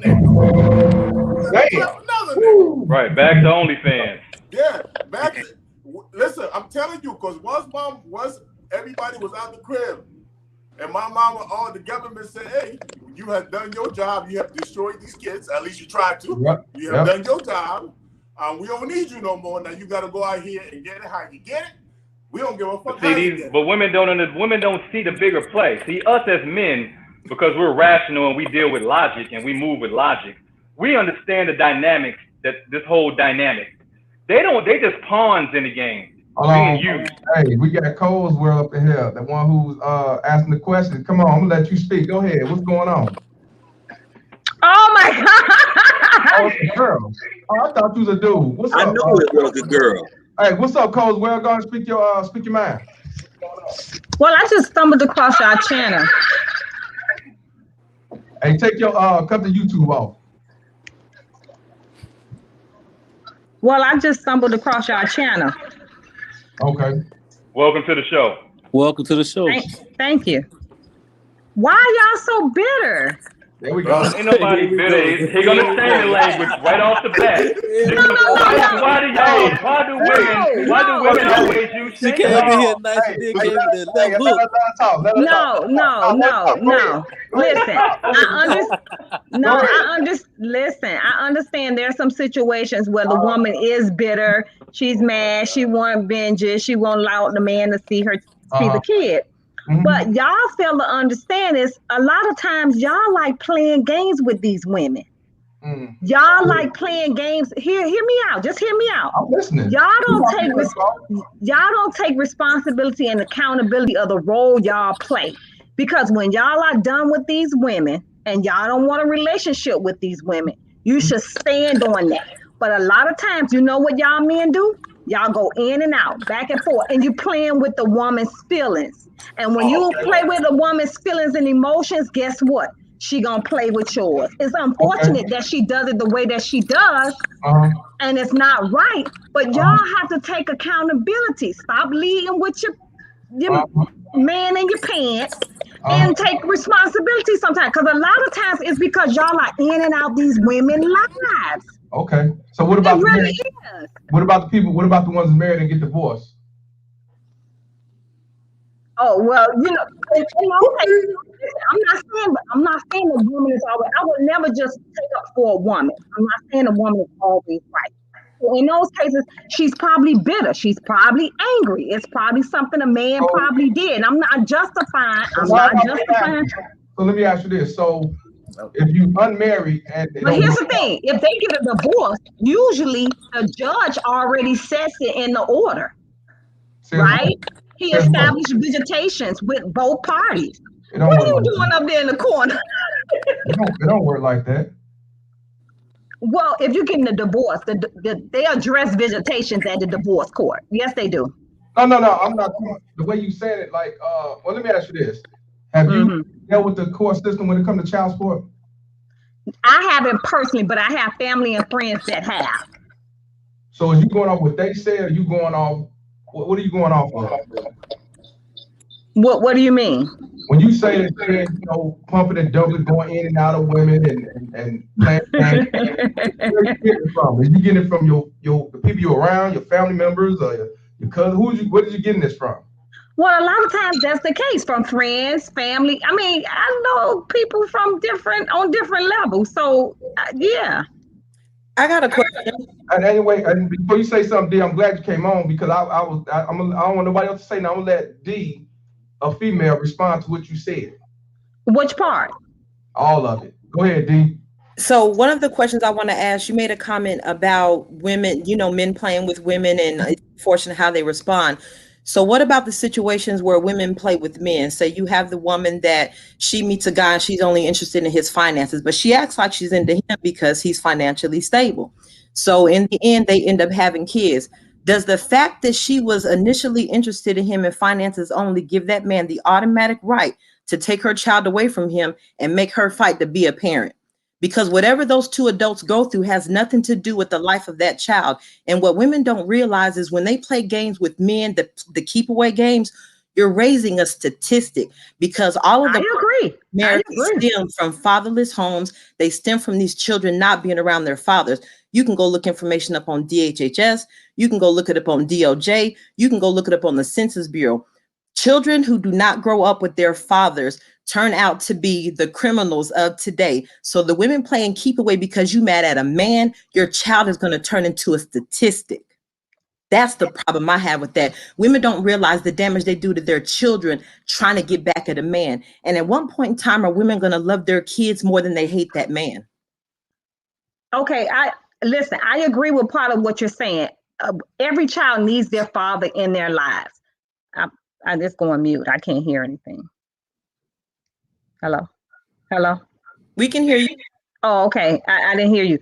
But going back to what the original situation, you said what happens if they meet and she's only with the guy just for money. But here's the thing. If you're telling me the guy doesn't know that, that's what you're saying, but how does he know she's with him just for the money?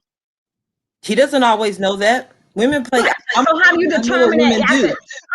Here's my thing. How do you determine that after they've gotten pregnant? Because when you say just for the money, the point was, does that automatically give him the right to take her child away from her and play keep away and make her fight to be a parent in that child's life? Because no, absolutely not. According to what you said, the games that men play with women is why women do the things they do regarding putting men on child support. And I don't justify it. I do not justify it. What I'm saying is, when you're playing, she's talking.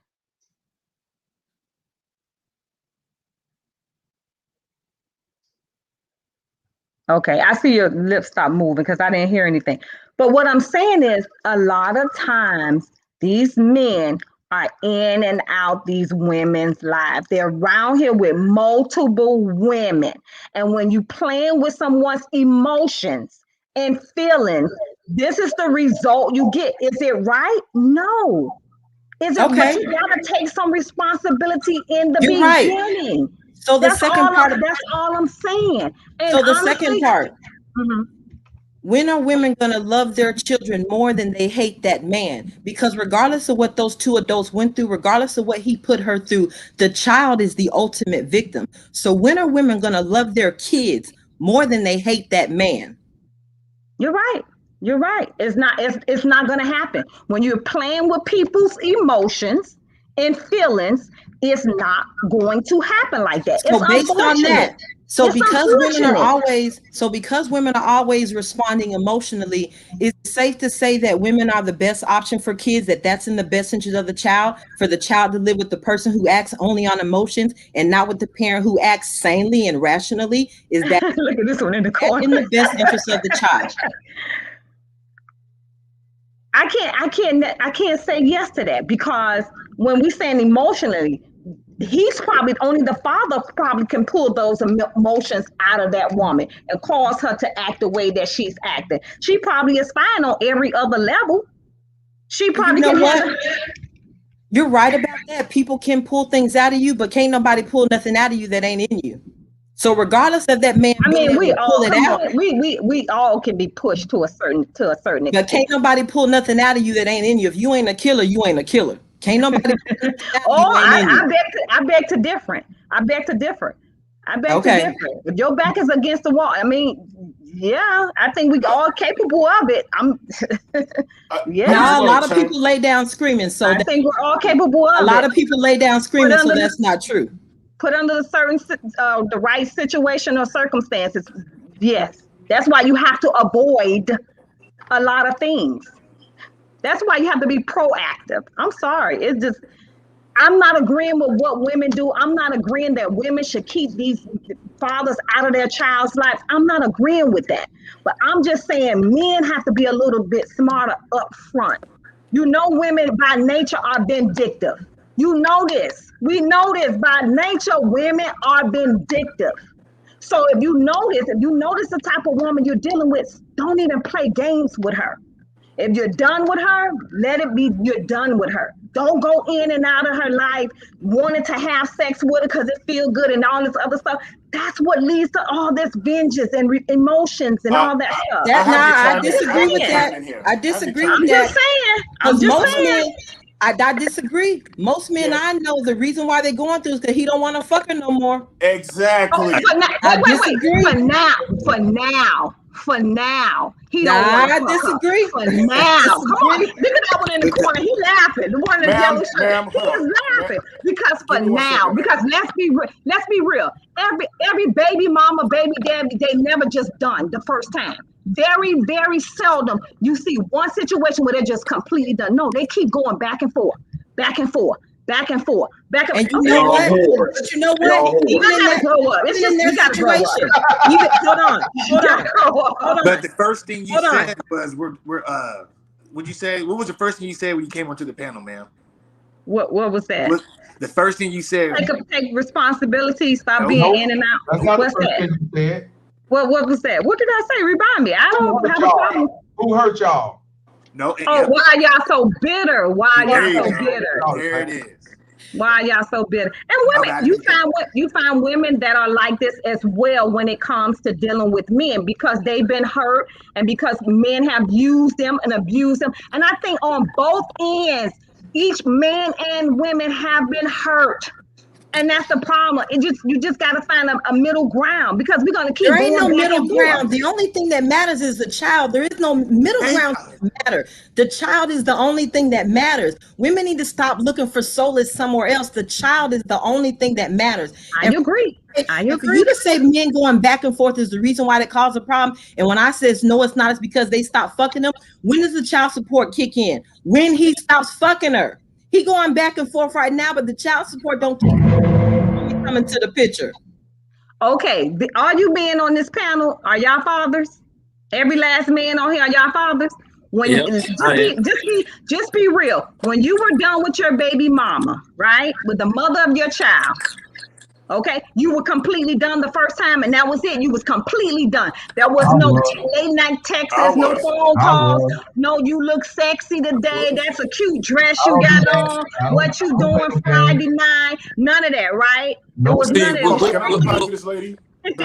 Women fail to realize that men we love unconditionally. So before we leave, we actually put a lot of thought into it. Men don't actually want to leave the relationship because it's comfort. You know what I'm saying? It's somebody that we know. So for us to finally leave a female, especially a female that we have a child with, I'm telling you, we've been through a lot before we made that decision. Right. It's not like how y'all feel. You sound like how women think. I think women are the ones that really kind of love unconditionally. By nature, women love unconditionally. No. Nah. Let her talk.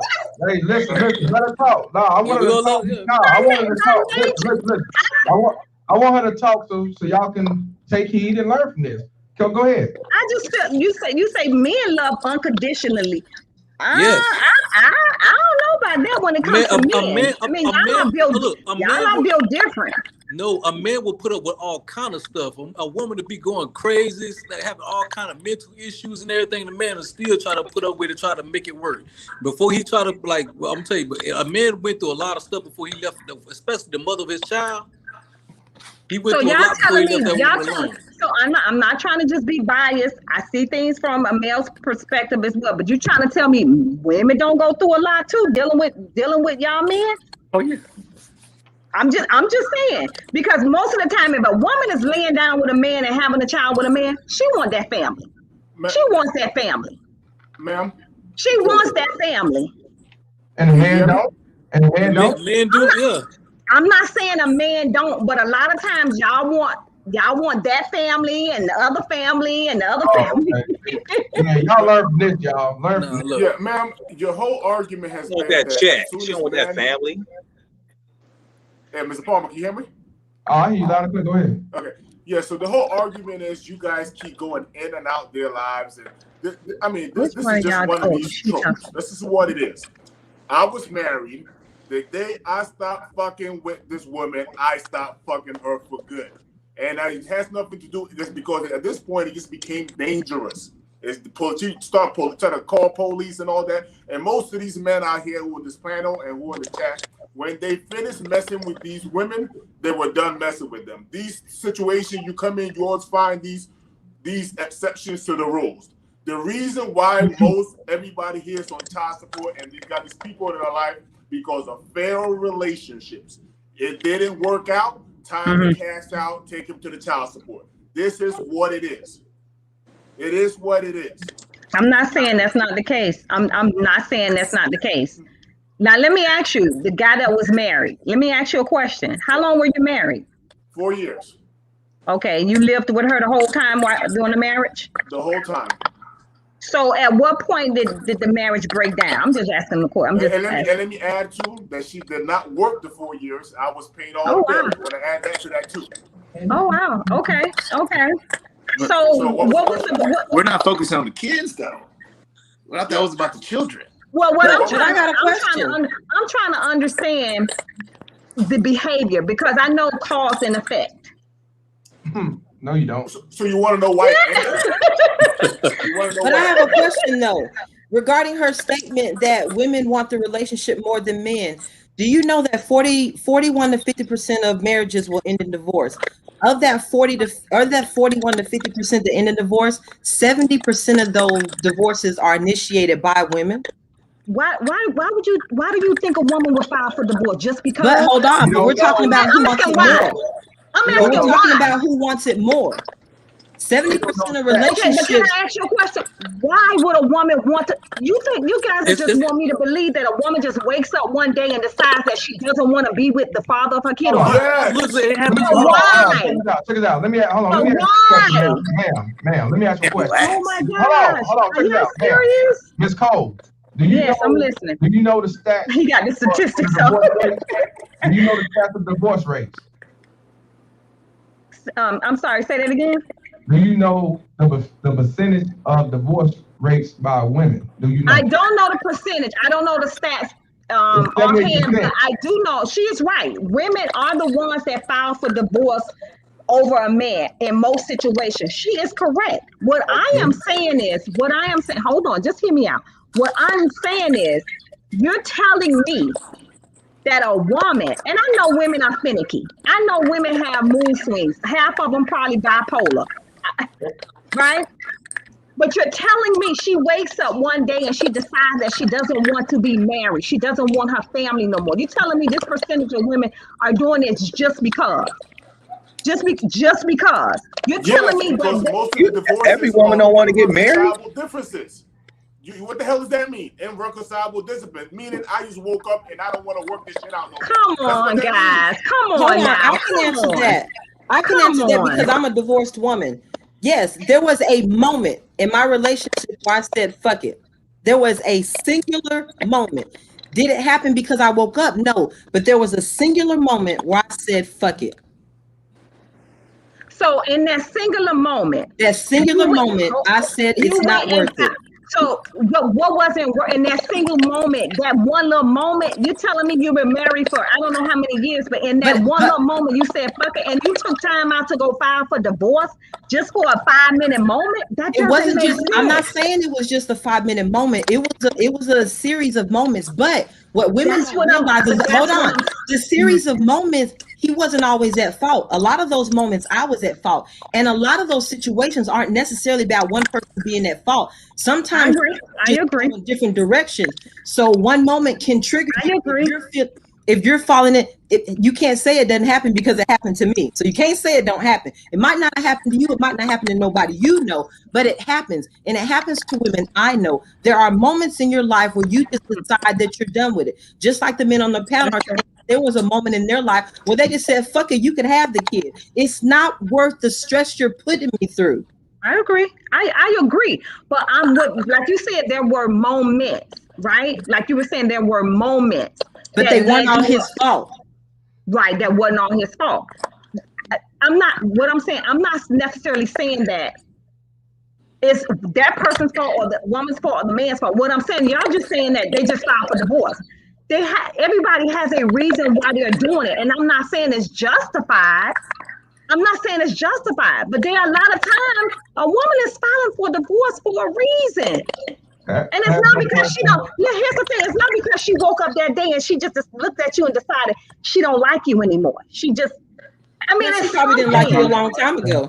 Can I ask you a question? You said something. Let me ask you a question. You said men having kids all over the place, but if you look at this graph, this is back in 2000 and I want to say. Who said that? Hold on, you did. You said we going in and out of families and all this stuff. I want to let you know that 43% of black men are unmarried and childless. Now in 2021 is 53. So where do you get that narrative from that men are having kids all over the place and going from family to family when on this 43% of black men are unmarried? Okay, well listen. Okay, those are y'all stats that y'all are following. Can I ask you a question? How many men? Okay, those are the stats. But I'm just gonna ask you, how many friends you have? Friends of friends, family of friends. Like, I mean, I know people and they have more than one kid. Okay. Sometimes about 2 and 3 different women. Okay. But what they got to do with the majority of the men?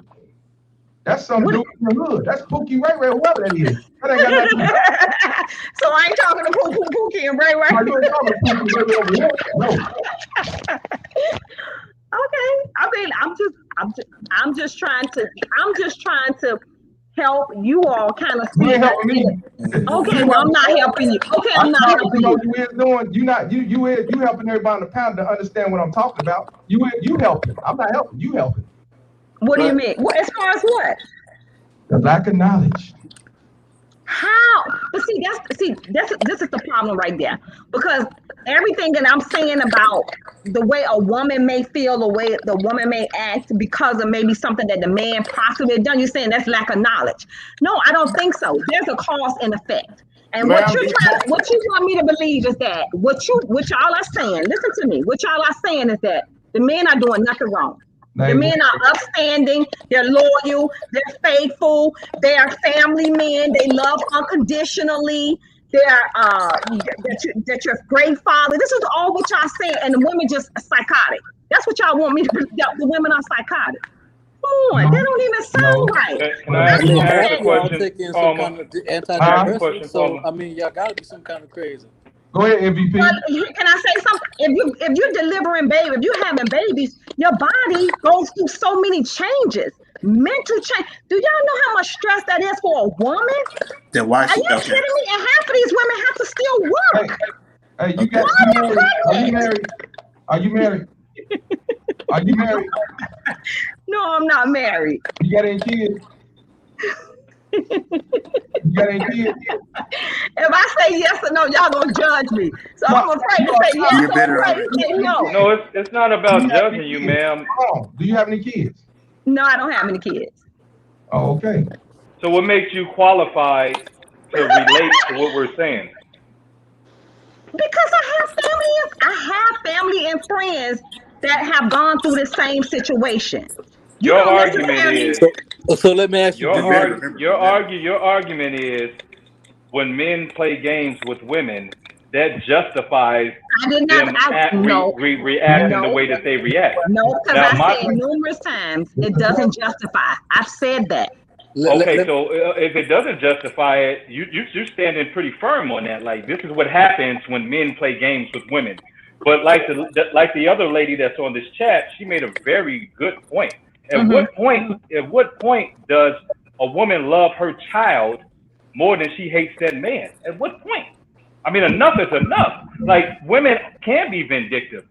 But you're going to be that vindictive where you're going to put the child's safety. You're going to put their well-being in front of the because of your disdain for a man. You'd rather raise a statistics. No, I don't agree with that. I don't agree with that. Let me ask you: I do not agree with that.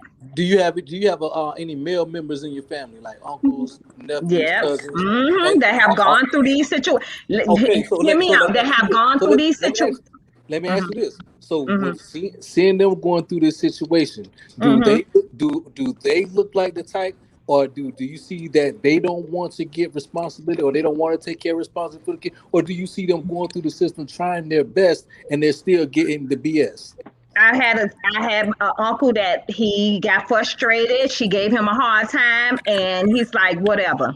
Okay, so are you telling me that he was the type to keep going back and forth, and that's what you saw him do, and that's what you saw the situation was? Yep. Or did you see that he was trying to actually make it work? Because let me tell you, because a lot of times men, we know child support and we know all this is coming after a breakup. So that's one of the number one reasons why after the unconditional love, we know the child support and all that comes after. That's one of the number one reasons why black men try to make the relationship work. And then also too, number three is probably that stigma of black men can't keep women, or all this other bullshit that they say to us. So we try to break that stereotype. Okay, we got a child, we got this woman, we want to do right, and we trying to marry. I'm not saying that we all try to do that, but most of the men, and it's like that, and it has to be something like that. If only 50%, if 53% of the black men are married and are children, and are wedded. You feel me? So that has to let you know that black men are actually kind of going in this with some kind of responsibility. You feel me? And Mr. Palmer, right before I get off, I just want to sum up what I got from Miss Cole. Miss Cole. Oh gosh. From what I understand, all I've heard from you is that men need to understand that women are vindictive. We need to understand how they are. And you're pretty much saying this is what it is. Shut up and pay the No, I would never say that. No, I'm not saying that. When women say that a man is bitter and they're complaining and they're voicing their complaints, it usually means shut the F up and deal with it. That's usually what it means. No, what I'm saying is you have to learn who you're dealing with. That's all I'm saying. We're aware of who we're dealing with. Trust me, we're aware. I have a question so about the men that are going back and forth. So you mentioned your uncle going back and forth. Did it dawn on you that maybe he was going back and forth because that was the only way that he could see his child? No, he was a hoe. No, he was a whore. But a lot of men do, because from that woman's standpoint, that's the only way you can see your child. That's what I was saying. If that's what the excuse that they want to use, I mean, no, it's not an excuse. I think it's making. I have female friends. I know females who actually use sex as a way for their. I agree. Women do use sex as a weapon. Women do use sex as a weapon. Yes, they do. Yes, they do. But I tell you one thing. Well, I watched my uncle go in and out, and he wasn't going in and out to really just save the relationship. It was because he was toying with her feelings or emotions and had other women as well. And when she saw it and when she found out, of course, that's how she responded. That sounds like revenge. Just because somebody cheated on you, that's a bad father. Of course, somebody would be evil. Of course. Well, of course, I guess the man and the women is whores and evil. Right. But women are the only ones that play victim. Right. Yeah, it's unfortunate the system works in their favor. It's unfortunate the system really does work in their favor. The system is biased. It really is. So it sounds like we have a reason to be bitter. Yes, I Okay, yeah. So it sounds like exactly. Listen, I understand y'all are bitter. Y'all are mad. Ain't about being bitter. We're disappointed. We're disappointed. Ms. Cole, any last words when you get off this?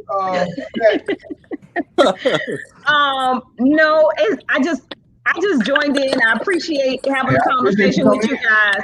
I appreciate it. I just always look at both sides, and I'm always like, if there's a cause and effect. And usually, and I'm not justifying a woman keeping the father away from the child. That should never be the case. You sat here for let's about just make that clear. That should never be the case. I'm not justifying it, but I do understand why women do it. I'm not justifying it. I will not justify that, but I do understand it because I do understand the games that men do play themselves. But at what point do a woman loves her child more than she hates that man? And that's what I was gonna say. Before you leave, don't ever understand why a woman chooses to raise a statistic because she's bitter at a man. Don't ever understand why a woman chooses to hate a man more than she loves her child. Don't ever understand why a child should come second to a mom. Don't ever understand that. Ever. No, you're right. Now, and we're assuming that all the men that the fathers that these mothers are keeping the children away from, we're assuming that these are upstanding, respectful, decent, hardworking, loyal caring men, right? That's what we're saying. I got custody. Okay.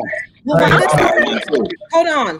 If you take away all of those things, did his seed still not produce that child? Is he still not? It did, but I want to make sure. Wait a minute. Hold on. Yes or no? He's still the child, right? If a woman does not work, if a woman does not work, she gets state assistance. If a woman doesn't have a place to live, she can get a voucher. If a woman can't feed her kids, she gets WIC. So don't say a man has to be working, he has to be this. That doesn't matter because when a woman's not that, she gets pity and she gets state assistance. So it's not fair to say a man has to have this in order to be a father. As long as his seed produced that child, that man is a father. Period. Listen, I agree, but I'm not. If I was a mother, I'm not just gonna hand. If me and you are no longer together, I'm just not gonna hand my child off to you. If I don't that's the problem women make. It's not your child. It's you. It's you guys. I'm not going. Okay, it's our child. I can still rephrase that. I'm not gonna put our child in danger. If I don't feel like you're responsible, you're in a stable home or environment, because a lot of times that be the situation too. So if you're living on a voucher, are you in a stable home? If you're getting government assistance through WIC and you can't feed your child yourself, are you stable? So you can't judge a man off of that. How is it that? Well, I would hope she's able to feed the child if she got a voucher. If she getting food stamps, apparently she can't feed her child. Right. If she's living off of a voucher, apparently she can't afford rent. And she can't do the government assistance. But that's not that woman taking care of that child on her own. All these independent women got resources coming in from everywhere else, whether it be the baby daddy, whether it be the state. You got resources coming in, but you want to say a man is not a good father because he's not paying. You ain't paying. I mean, she's paying She's paying indirectly. I hate to say it like that. Again, indirectly. What do you mean? They have babies. She got assistance. They become the moral authority. They know who is responsible. If they deem he's not responsible, if they deem he's not prepared, is you just become God and you just know everything, and it is up to you. Because so let me ask y'all a question. Y'all men are not going to court. What? I'm just curious. Hell yeah, we going to court. We getting shut that fuck down. How? Because the system is rigged. The system is rigged. She just don't know. That's it. She just don't know. You don't have a child. No. Because here's the thing. You cannot tell me a man walks into court with a job, a place to stay, and a judge is going to tell him. Are you serious? I know plenty. Are you serious? I know plenty.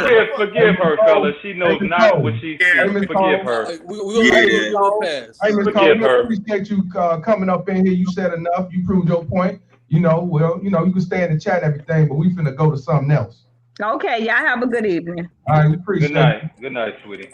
And fellas, I want y'all fellas to know this. I heard everything that came out of her mouth. Her mind just couldn't wrap around.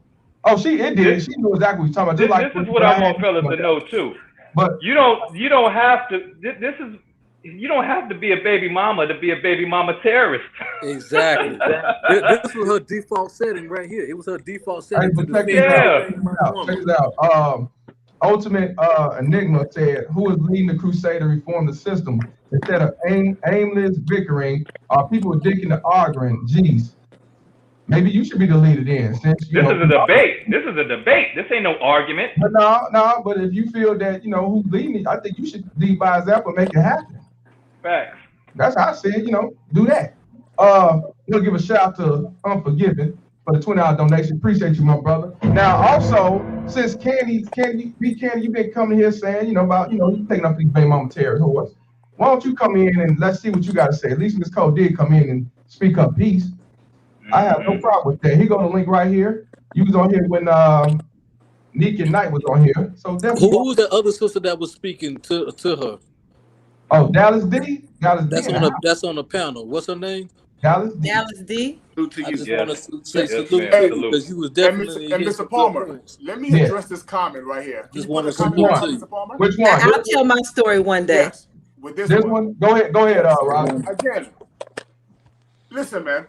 My baby mama is a whole fucking doctor, man. A whole doctor. She like these baby mama terrorists comes with high school diplomas, GEDs, PhDs, MDs, JDs. They live in freaking Beverly Hills. They live in Baltimore. They're everywhere. Like it's not like these heifers fit a profile. It's just what it is. You don't know until this shit comes to an end. Here's the thing, though, I want y'all to realize the reason why I post this up because she was saying that men are having kids and going from one family to other family, just like but when you show the stats, they'll say that I don't know nothing about the stats, but I know everybody else who has sex and have kids with a bunch of motherfuckers. When I just tell y'all motherfuckers that 43% of black men are unmarried and childless. But yet, y'all sit back and still say what black men ain't doing. That's what I say. Motherfuckers know exactly what they be saying. They would just not. Hold on, here we go. What it is where that motherfucker at? You can't handle the truth. So when it's all said and done, that's what it is. They don't want to recognize the real because they want to keep that stigma alive. That's why I tell y'all stay away from these motherfuckers. And that's not only that.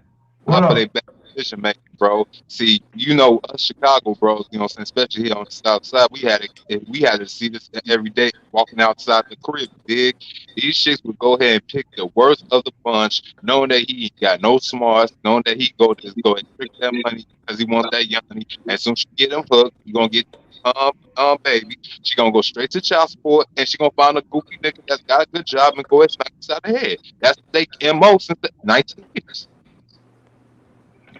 And they think they got clowning rights because they're your baby mama. They think they got clowning rights. Well, here's the thing. Like I told y'all, these are the ones that would never go against the code. You got a few Dallas D's and other sisters in here that know what we talking about. But like I said, I wanted her to keep saying her truth because a lot of women believe this shit ain't these simple forces. That's what I'm saying. I'm not gonna argue. I want you to say whatever you gotta say because you cannot make this shit up. Nope. And like she says she don't think it's right that the mother's doing all the bullshit, but she understands. So when I hear about a guy airing out a baby mama terrorist, I understand. So it goes both ways. Yeah, that's a fact. It ain't right, but I understand. But if we say she ain't said nothing new. She ain't said nothing new. We know women are emotional. We know women are vindictive. We know, and that's the problem. She's acting like, it is what it is. Women are emotional, so it is what it is. That's the reason. No, that's not a justification for me. And if she don't have no children, never been married, she's not qualified to tell us how the fuck we should feel about what men issues that we going through. She ain't qualified. But if you notice, majority of the ones that try to tell you how to do this and what's that is a baby mama terrorist anyway. So even if they know the truth, they're gonna tell you that it's your fault because you should be trying to negotiate with the mother and be civil. Get the fuck out of here. I don't entertain that, but I'm glad you came on here because You can't. Sorry about that. Name is Mr. S. Andrew, but that's my platform name is Mr. S. But you can't negotiate with nobody. I have a baby mother now. Who cares? I'm an amazing father. I had to fight for custody for one, and she had to run with my son. You understand? She is skedaddle. You understand?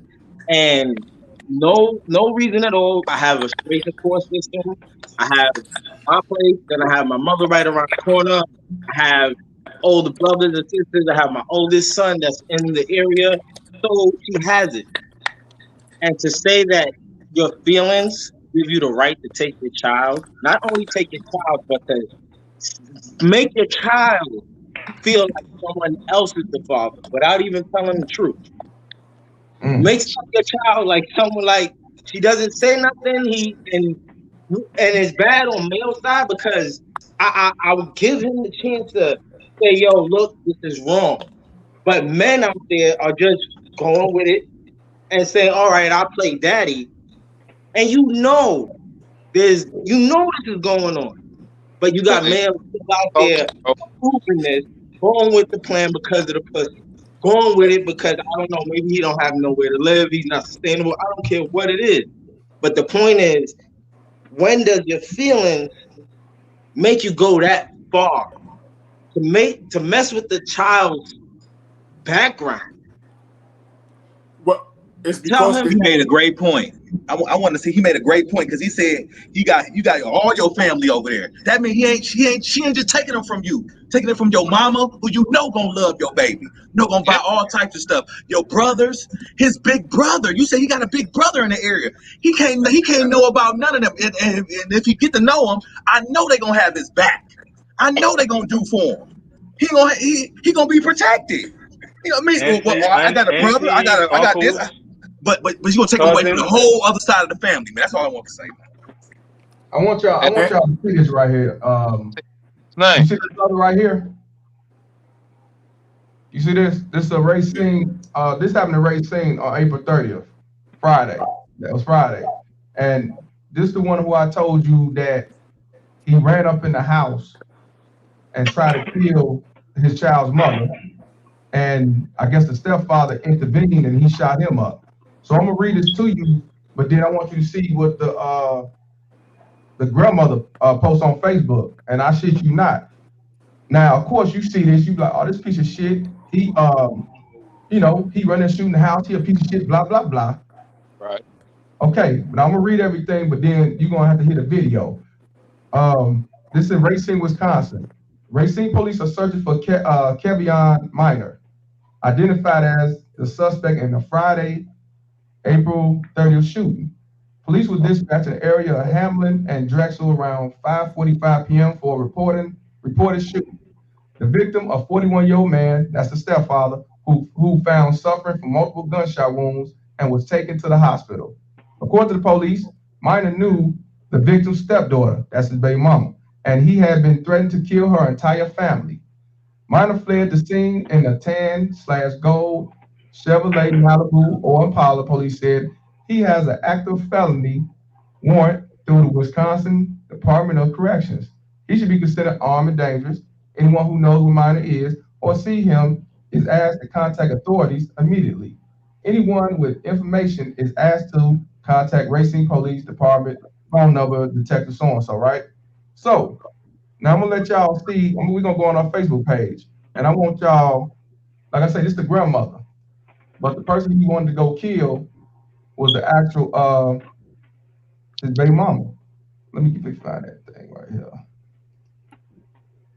Okay. So, this is the grandmother right here. This on our Facebook page.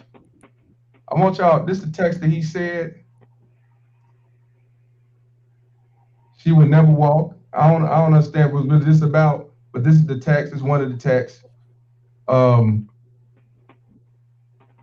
a minute. She would never walk, huh? Deal with all your life, bitch. I won't. I go. Yep. Haha. I don't care. I love my baby. Bitch, send my money. I don't love her ass. She's slow.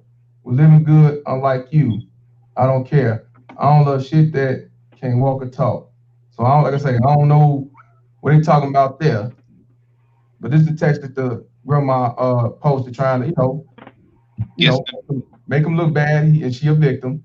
I don't give a fuck, G. I'm finna blow y'all shit down. That don't scare me, bitch. Oh, what she say, bye. And then, yeah, all right. On my soul, bitch, you got till 150 to send it, or I'm shooting this bitch up. I'm OTP with him. Okay. Tell him I'm about to kill you, bitch. Okay. Put it on three-way. Okay. Right now, RM means right now. Okay. Next one. Bitch, send my money. I don't love her ass. She's slow. We living good, unlike you. I don't care. I don't love shit that can't walk. Oh, that's the other one. Okay, that's the same one. Bitch, shit now. Dumbass baby, 2-year-old, can't say my name, mama. So check this out. This is one of the videos that he that he, I guess he talking shit. So check this out. Okay.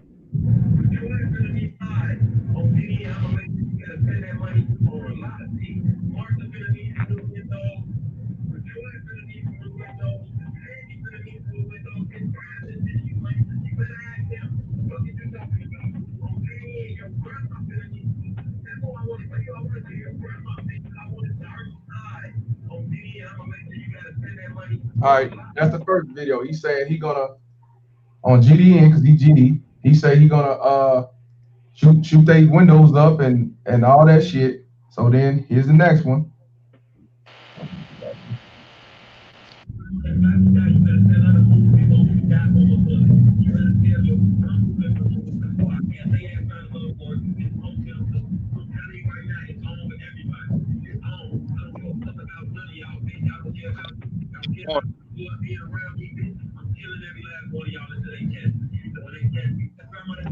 Now, did y'all hear what he said? Yeah. Yes, sir. Okay, I'm gonna play it again, but I want to play this last one.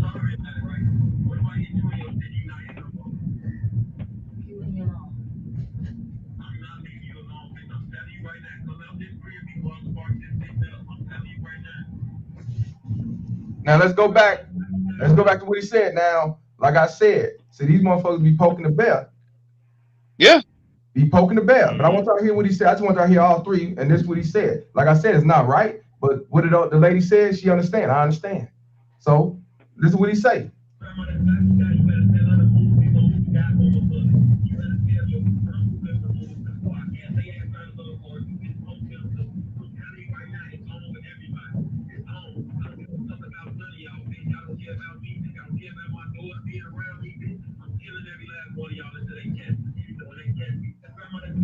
Now, like I said, the reason why we made this post for the day is because we don't want men to go out and do shit like this.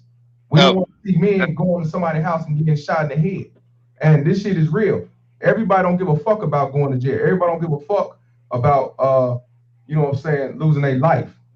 When it comes down, you playing around with their kids, this could happen. And we trying to teach men don't run off their emotions, because running off your emotions will set your face. So now he on a run, because this just happened on the 30th. So he on a run, and eventually he gonna get caught. And if he go to jail, he will never see his daughter. And if he get killed, shit, he ain't gonna see shit else anyway. You see what I'm saying? But motherfuckers out here think it's a fucking game and saying who hurt you and all that shit. But you got cats that's doing shit like this. This ain't the way. All that good stuff. You could pull Elliot Rogers, or you could just get hurt and all that good, man. See, they don't understand what society has really put men in a corner. You know what I'm saying? They socially engineered us to be fucking lapdog, ATM, fuck up. And now every dude waking up to bullshit. Now they But the thing is, and here's the thing is, the fact of the matter is, if you don't pay no attention, you're gonna say, oh, that nigga ain't shit. He just trying to do some shit and he just mad this. But then he ain't no bitch, you can't get no pussy, he ain't got no game, he ain't getting money. Right. But see the fact of the matter is, he's saying that she ain't allowing me to see my kid and I ain't going. So now I'm gonna air this bitch out. He did it. He went up in the house. He tried to kill her, but the stepfather got in front of, got in the way, and he shot him up. You know what I'm saying? to what I just said, Mr. Palmer. Let's go back to what I just said. They pick the most dumbest, most not logical thinking individual in a group. As long as he look like he can lay the dick good, he gonna trick some money and she can control him. That's the nigga that they want until shit hits the fan or this shit gets boring or he's not who he says he was supposed to be.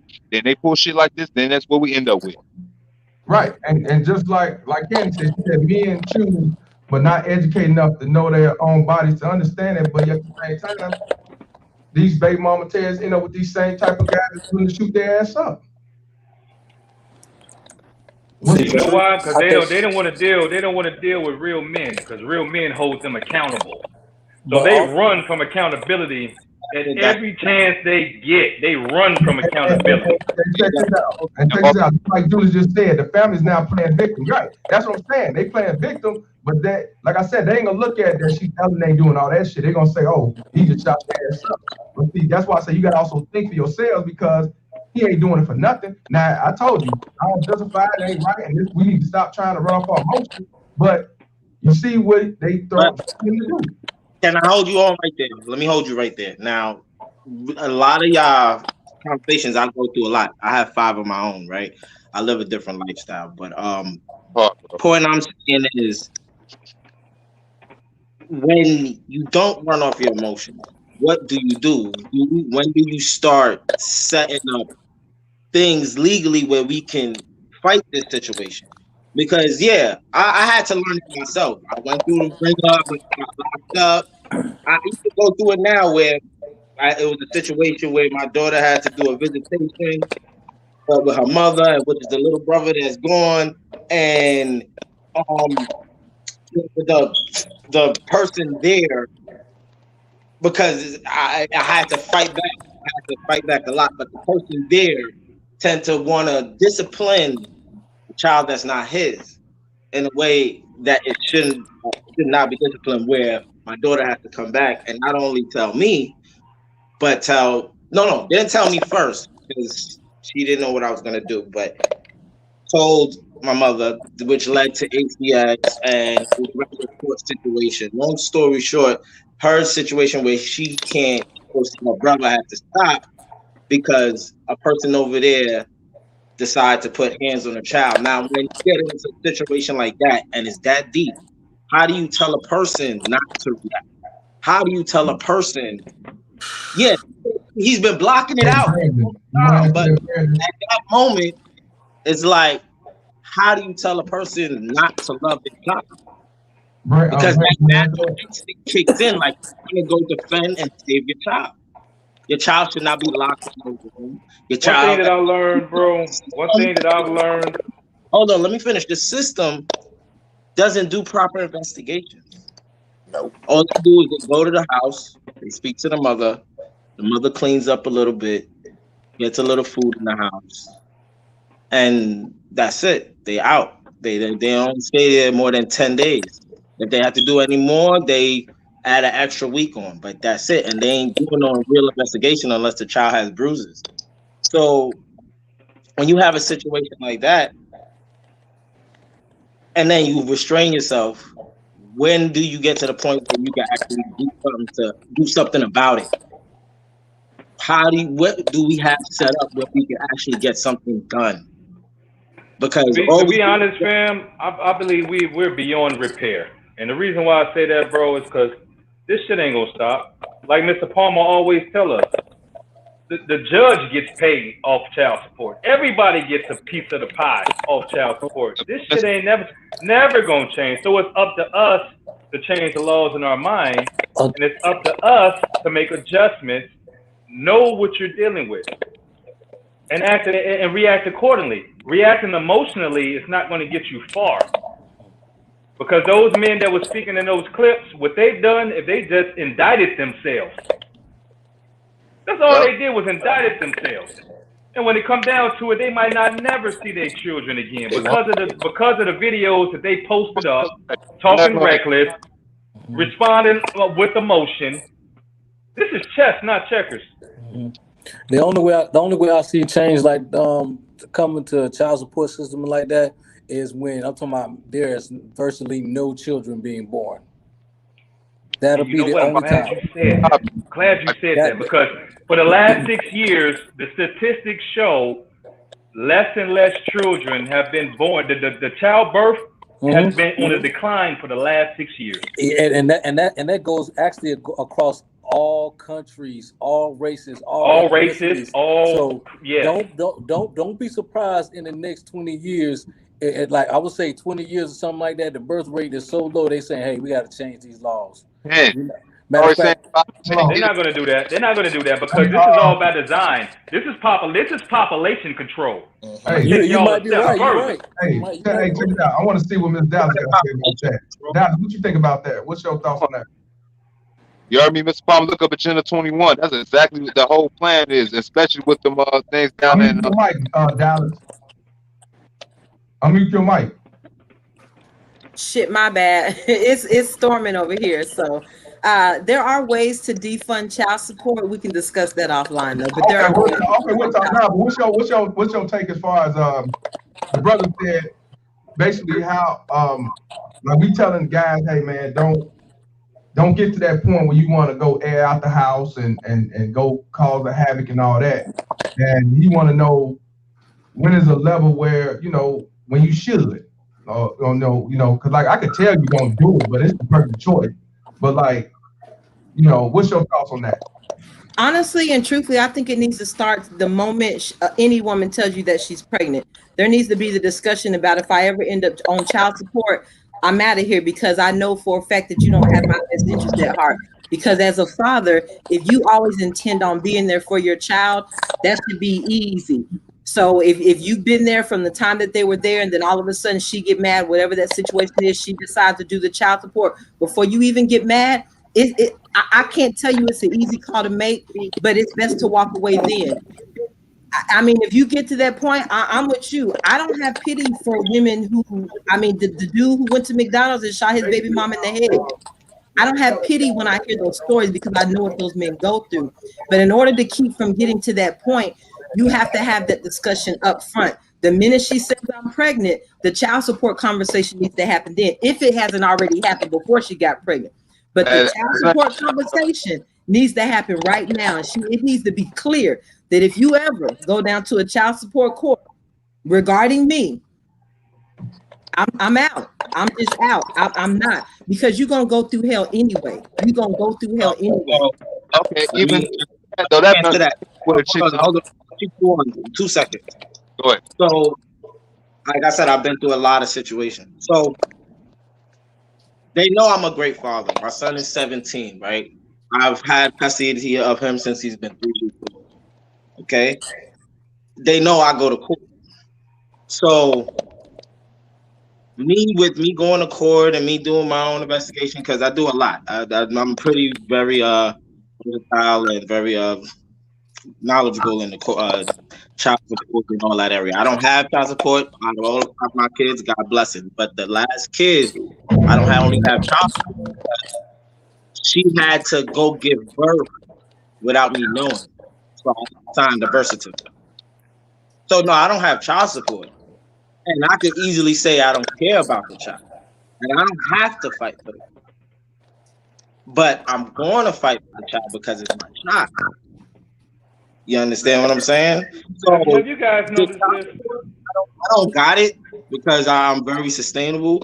And at the same time, the mothers that I do have, that I do deal with, they get their fair share by my pocket. Not important. Have you guys noticed this? Have you guys noticed this? Whenever a woman realizes and understands that you love that child, the more love you have for that child, the more she feels the right to play games. I say that because I know guys who don't give a fuck about their damn kids. And the women that they deal with, the baby mama terrorists, they don't play those games with them. But the more she understands, the more love you have for that child, the more games she plays. Right. So it's almost like a catch-22. Like, well, shit, if I express my love, you're going to hold that against me. And if I don't express that love, you're going to hold that against me too. Because she knows that if you're willing to do anything for your child, you're basically going to jump through hoops for her. That's how she's looking at it. You're Because she jumping through looks at hoops for herself her. as the gatekeeper. She looks Right. at herself as the gatekeeper at that For point. that child. So she goes right. and But there is, and I sent it to Mr. Palmer. There is a petition that's going on right now to erase all state-owned child support. So I sent it to Mr. Palmer. I'm hoping he could share it with everybody. We trying to get it introduced, and we're getting it introduced in the face of COVID. So in the face of COVID, I signed it, and I hope if every man. And I'm not opposed to paying child support. Let's not get it twisted. This is not child. This is state-owned arrearage. This is state-owned money. Because they add interest, and penalties on top of that. Like I missed like a couple months of child support. They're like, "Oh, you owe us $4,000." I'm like, "Well, how the hell am I paying $400 a month and I owe y'all a few thousand?" Oh, taxes and penalties and we need to eliminate. We need to eradicate that shit. There's a petition right now. You know what? It's funny how no politician advocates for this movement. That's weird to me. Because if any politician came forward and advocated for this, he'd get a lot of votes. Check it out. Let me tell you what it is. I'll tell you what. They're afraid to. They're afraid to because they don't want to lose the woman vote. In all honesty, a lot of politicians have considered it. They're not willing to lose the female vote, and especially the black female vote. Because the black women, like I've said before, are the biggest threat to the black community. So if they lose the black female vote, who are a nice slice of the government beneficiaries, if they lose them, they lose the black vote. Because think about it. The black population, we make up 13% of the population in America, right? But we 38% of the prison population. That don't include the black men that are being killed by the police. So the black man is decreasing by number while the women are being left at home to tend to the kids. So if they lose that woman vote, they lose the black vote altogether. So they talked about it. They don't want to lose the female vote. So it's not the easy way, but the best way is to get on board with the women who are on board with child support reform. And the best place you're going to find those women are the Second Wives Club. Because the Second Wives Club felt child support when stimulus checks got stolen. So when they garnished the stimulus checks, the women who were married to men who had babies by other women, they filed their taxes together. So because they filed their taxes together, when the stimulus checks came out, they didn't garnish his portion of the check. They took the entire check, including the check that the kids were supposed to get. So they basically said, fuck the non-custodials and what they going through. So the Second Wives Club, and a lot of them are white women, are down for child support reform. It's getting the minds of the women reform. Because right now, that's what's keeping politicians from talking about it. And that's why I say the worst baby mama was there. I definitely want to say. I gotta say one thing, because just let me say this real quick, family. Man, I heard something like I don't have a problem. I'm just gonna tell you my stance on it. We ain't giving. It's a for-profit industry. It's a franchise. Child support is not part of the government. It's like a McDonald's. Okay, they are. That's why they don't have no immunity when you sue these judges for putting child support on you and stuff like that, because you can sue them because they don't have immunity because they working for profit, for pay. So when you say I don't have a problem paying them people, them crooks, it's a color of law. It ain't even really, like I said, it's not a government entity. So why we say, we have to pay it? Like it was never passed through Congress. Congress don't even agree with it. And you know how dirty Congress is. They can't even pass the Social Security Act. So you're talking about we got to pay. I do have a problem with paying them. I have a problem with paying them because they don't keep growing. Stop paying these people. That's all I'm saying. I'm just throwing that out there. Hey, I appreciate you.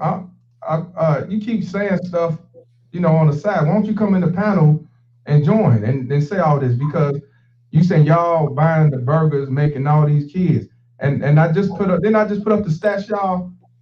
Then I just put up the stats about black men having a bunch of kids. That's what I say. I told you can't make this shit up, but most likely it's a woman. This ain't no dude unless he, one of them simple forces. But can I say something real quick? They come on a panel. At least the ones that disagree, talk their shit, come on a panel. Okay, I'm talking to comment. Come on the comment. Go ahead. Okay, when you asked the question why the politicians won't do it, if you look at most politicians, they're already married, and they have homes. I mean, they have families, a complete family. They have wives and everything like that. Even their children are married, or their children are in churches, and they teach the conservative values and stuff like that. So they really don't have an incentive to go against child support because they're not going against it. You know, I mean, they're not feeling the effects of child support. It's not like anybody that they know got divorced or anything like that. They probably like church people. You know how church people are. They don't believe in divorces and stuff like that. Especially politicians. I mean, no, I don't see a politician going through it because most of the time they're in a complete family. They're not going through it. I'll just leave this motherfucker up here because I'm tired of people saying, you know, we have kids all over the place and everything. And they just, you know, I'm just gonna leave it up here for y'all because y'all motherfuckers don't know shit. People don't care about facts, bro. I know they don't. But the reason why I do what I do because I want people to the ones that know about truth and actually going on with facts and real. I want you to see. I ain't worried about them, but I'm glad they do this because this is how you know that the majority will not side with you. Like, you can't make this shit up. But then when somebody go shoot up their house and shit, then they say it ain't right. Victim deadbeat. Because now what my man said is the one I just talked about in Wisconsin, they got to go fund me up. What do you go fund me for? You know what I'm saying? You can't make this shit up. You can't make this shit up. You got to go fund me up. They capitalize. They go to the point. They go to the point where they not even trying to put the person on the birth certificate now, just to avoid everything else. That I've seen it numerous of times. It's not just me. It's not just other people. I've heard the story that I know I didn't put him on the birth certificate.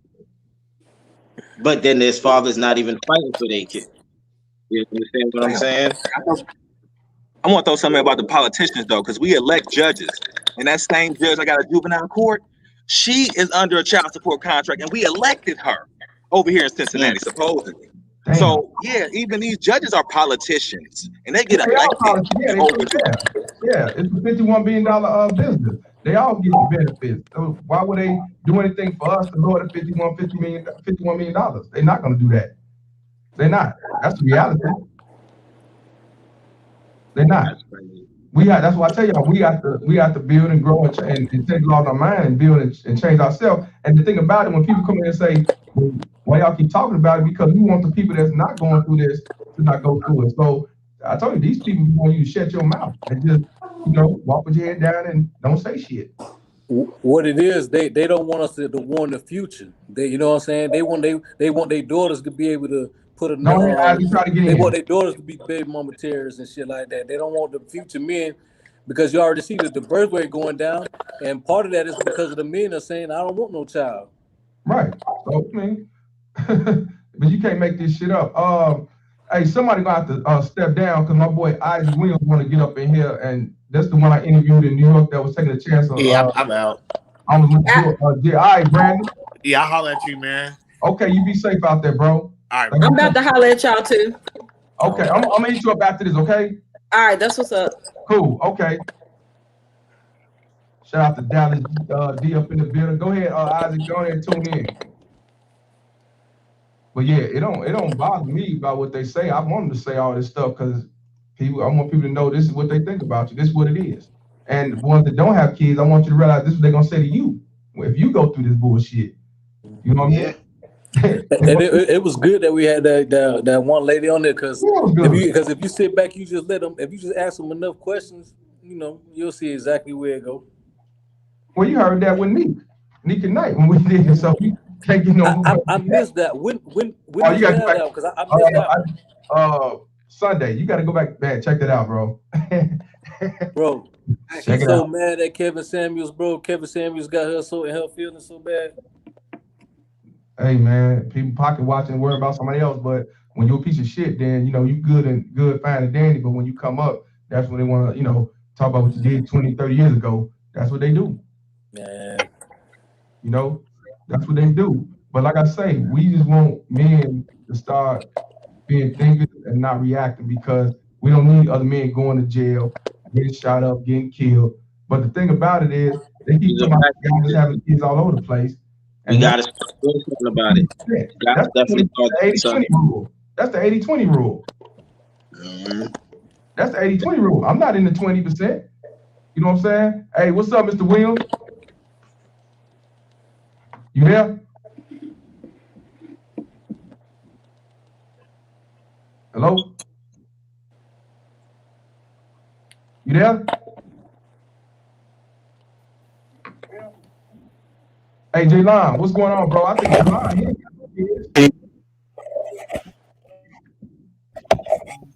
Oh, yeah. I just had a quick question. You guys said you can hear me? Say that again. Yeah, I just wanted to know check. Yeah, go ahead. We can't hear you. We can't hear you, bro. Can y'all hear me? Yeah, now, yeah. Okay, I just wanted to know, are there any, let's say a baby mama terrorist sign your name on a birth certificate. Is there any, can you take her to court to get it removed? Is there any repercussions for that? Anybody want to answer that? Yeah, I'll answer that.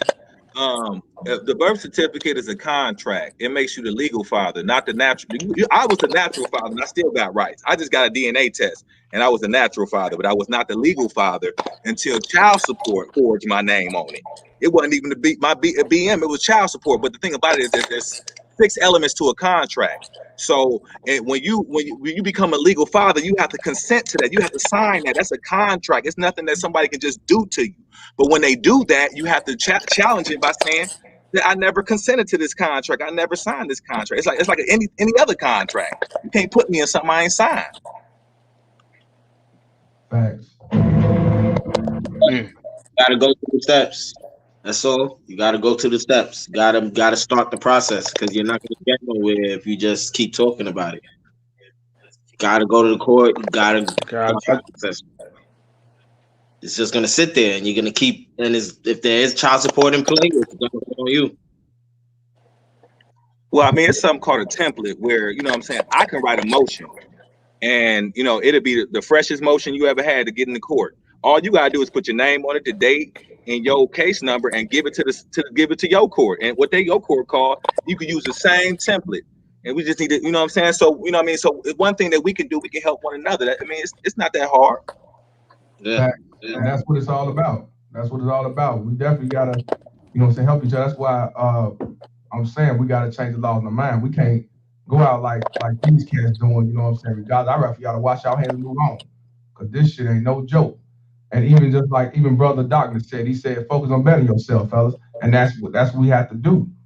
Yeah. That's what we have to do. We can't, that's what I say. You heard everybody, I wash my hands and move on. Anybody finna go to jail for dumb shit, get set up for failure. You know what I'm saying? You can't make this shit up though.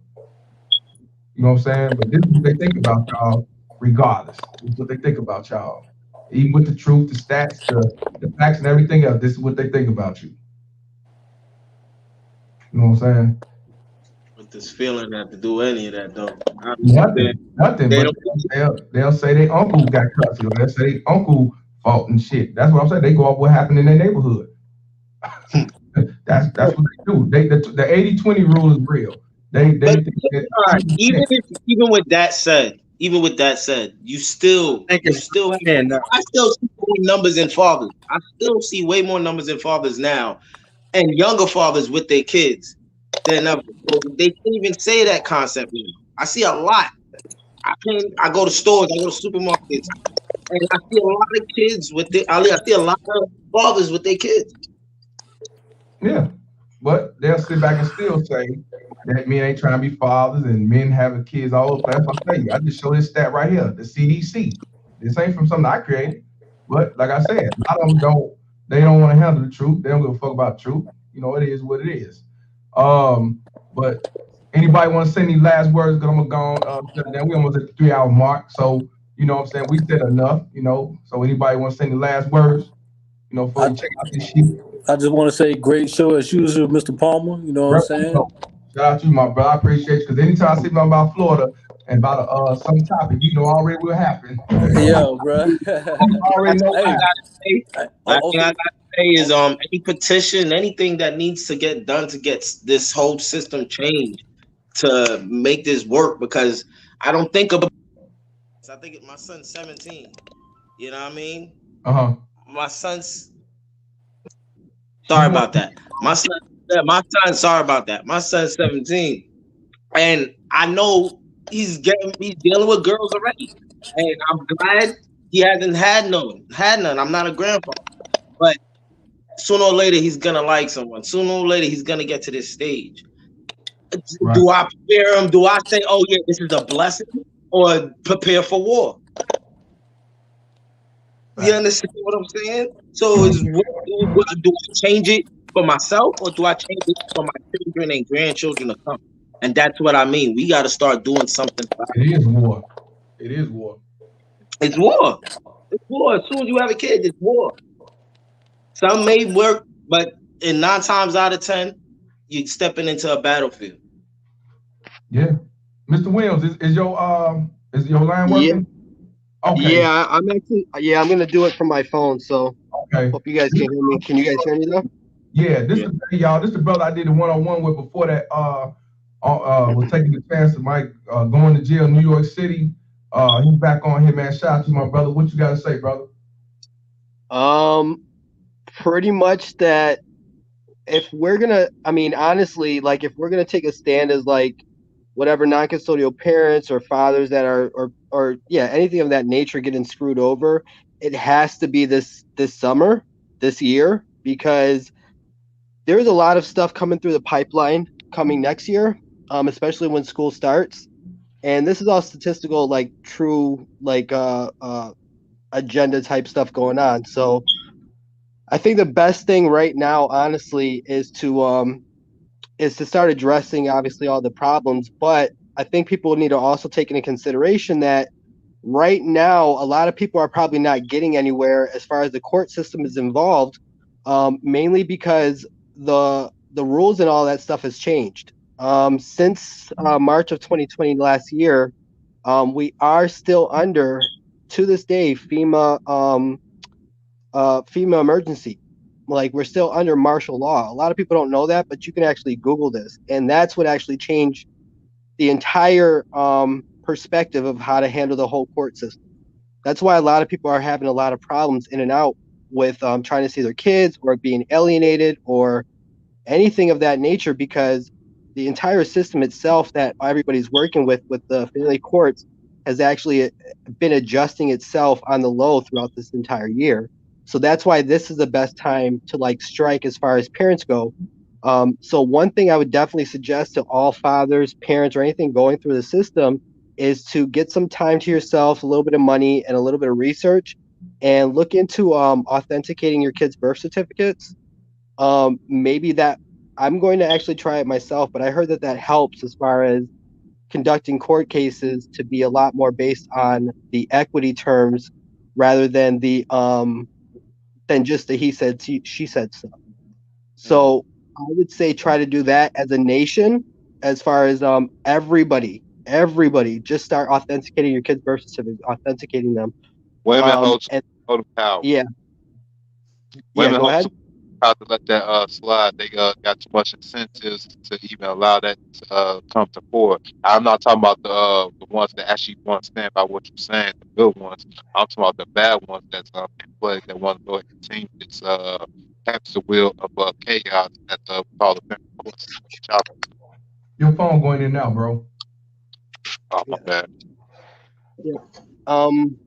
I mean, besides that, I mean, I did the 1099-C for my child support, and I got it all got taken off, and I did it for 2 kids' moms. So it did work. And yeah, it did work. I did it last year, and I did it like in June or May or June of last year or whatever, later on in the year or whatever, and then by probably the month or 2 right before taxes came, it showed my balance for both my kids' mothers at 0. I don't know, and I don't really care where the money went, just to be honest, but I do know also that the lump sum of the rears that I was in for both my kids' mothers, they got it all in total, like a lump sum right before the year ended. So that actually works. I don't know where the money goes or where it came from or any of that stuff, and nor do I care. Only because that I have enough to back up having to file something in that nature to be able to get rid of that child support rears and stuff. And I think it still works to this day because my child support rears is still, it looks like it's still being paid, like it's still being like it's still coming out, but I don't know where it's coming out from because I'm currently on unemployment, so I don't know where the money's coming from, but it is being paid off nonetheless. And I think everybody should do that because yeah, go ahead. Now I was gonna say somebody asked how did it work and how we know about the 1099-C. Mr. Williams could tell you that we did this when I first started on YouTube. Actually, we did a video with this guy named Amit, and I tried to do it. Maybe I did it wrong. It didn't go through for me, and Mr. Williams told me this a couple months ago that it actually erased his child support. And I told people I think it worked, but I think you got to do it a certain way. So I tell you what. Maybe sometime this week or next week we could do a part 2 of this and show how you did it. Oh yeah, definitely, because you do it online. You know what I'm saying? I must have did something wrong because it was a while back. This is why my platform took off. Because that's why I say it's ways around this shit, but at the same time we got to put that work in, and he kept putting that work in. Yeah, I mean, pretty much because, like I said, even before go look it up. You erase your debt, credit cards. I don't know about house notes, but child support and some other things, not just child support bills. Right. Your credit card. Right. Yeah, I did this last year, man. Right, exactly. And I didn't even and there hasn't been any hassle with that in well court wise when I did have court. There hasn't been any problems or issues and stuff. They didn't bring it up. I mean, they tried to bring it up about 4 or 5 months before it looks like the 1099 worked, and they were using it as in court as like leverage of he's behind on child support, so blah blah blah. But then 3 months later, when I had court again, and that was all garnished or not garnished, that was all eliminated or whatever, they couldn't use that. They didn't even bring it up. So the fact that so they couldn't even like use anything of that nature to use as leverage to show some type of fault in me as a father or whatever. And that's the whole point, is that child support and all that kind of stuff obviously it goes through whatever Federal Reserve and shit like that or whatever. Oh, sorry for cursing, but like the fact is that the IRS is located in Puerto Rico. Washington D.C. as far as making Congress and laws and stuff is located in District of Columbia. Same thing when so on with other aspects of doing business within the United States. Right now, everything is all discombobulated as far as how everything is working with financials and anything of that nature. So that's why a lot of people, as far as this year, has been getting stimulus checks after stimulus checks, and then also the taxes itself has been taking such a long time for people to get a return on theirs. And it's mainly because the entire system is reorganizing itself as we speak. And that's also why everybody's child support cases, custody cases, divorce cases, everything of that nature is being done in probably one of the most scrupulous ways possible and seemingly corrupt, because they're just rearranging everything. So I would say everybody authenticate your birth certificates. You have to take away their ammo from you in court. And I know I'm not a lawyer. I'm not somebody that should really be giving too much advice, but I had divorce court about 3 weeks ago. It was my last court case after 3 years of litigation and nonsense and blah, blah, blah.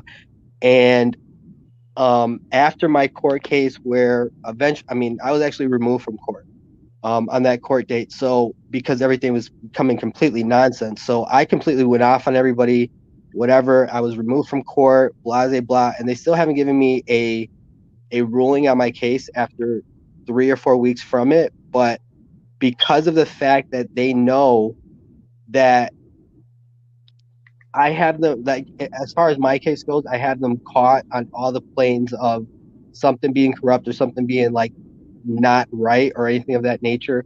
Now, because I took away all the the ammo throughout the 3 years, whether it was child support things, whether it was custody or whatever. Now we're at this like weird middle ground where they don't know if they want to do something completely terrible to me or try to put me in jail, whatever, or finally let me have my kids.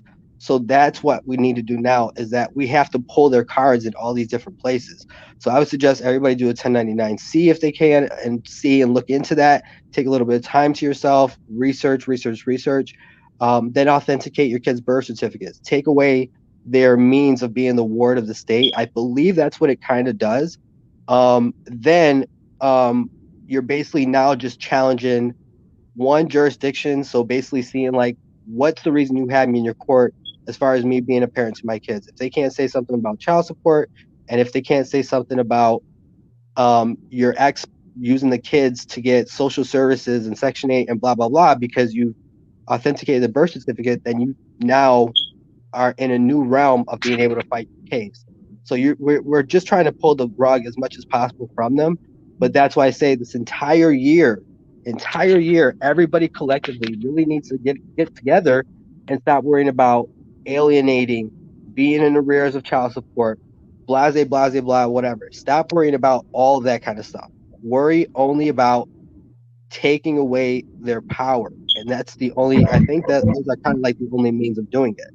I mean, until you guys get the your debts or your, I guess, every aspect that they can use on you in court taken away, they're just going to keep using them, because overall, the courts are running everything very, very unlawfully right now. The three main factors that everything's being unlawfully right now is that the law library is not available. The law library should always be available for all litigants or anybody fighting their case. The law library has been unavailable since March of 2020. That's a violation of your rights as far as being able to conduct and protect yourself in court. Second thing is order protections. I'm pretty sure a lot of guys in here have gotten order protections without actually doing anything physical. So it ends up being a no findings order protection. But no findings order protections are based on the Violence Against Women's Act. Basically, if the woman is in fear, she can get an order protection, take you away from the kids, move you out the house, blah, blah, blah. The order protection and Violence Against Women's Act has actually been, what's it called? It has been expired since 2018. So in the past 3 years, all these people losing their kids, having problems with court cases and custody issues based on the order protection situation, should try to address that with their cases, being like, oh, yo, the basis of what you're saying to put an order protection on me is actually void right now. It's actually not even in play. The Violence Against Women's Act is actually in review. So you can use that. I mean, you have to, right now, like I said, there's a lot of nonsense going on, but it's just finding these little tidbits and stuff to prove to court that it's really their fault. It's really their aspects of being wrong at this nature of what's going on right now. And then I even use in court in my case that because we're under a pandemic and emergency or whatever they want to call it, that having me in court to testify for myself or go as a pro se or sejurist, whatever litigant and stuff is not right, because of the fact that we are under a pandemic. So I'm under duress. I shouldn't be practicing any law as a person without even a law license to begin with, at a time like now where literally everything is awry, which is the economy, the I don't know, the financial realm, the workforce, everything is all askew. So to be able to go to court and have to handle court during this time period, which we are under a FEMA emergency situation in the entire nation, is completely messed up. Nobody should be doing anything right now with courts. You should not be acknowledging them. You should not be entertaining them. That's actually what I've been doing now for the past, I want to say 7 or 8 months, is anything that's written in contract with a capitalized name in my name, I tell the courts that's not me. That's another suspect. That has nothing to do with me. That's a straw man. Like, I literally say what we've all been reading in these different pages and groups and brought it to court, because at the end of the day, the court system is a fictitious imaginary system. It's us that gives them power. It's us that gives them the ability to feel like they have jurisdiction.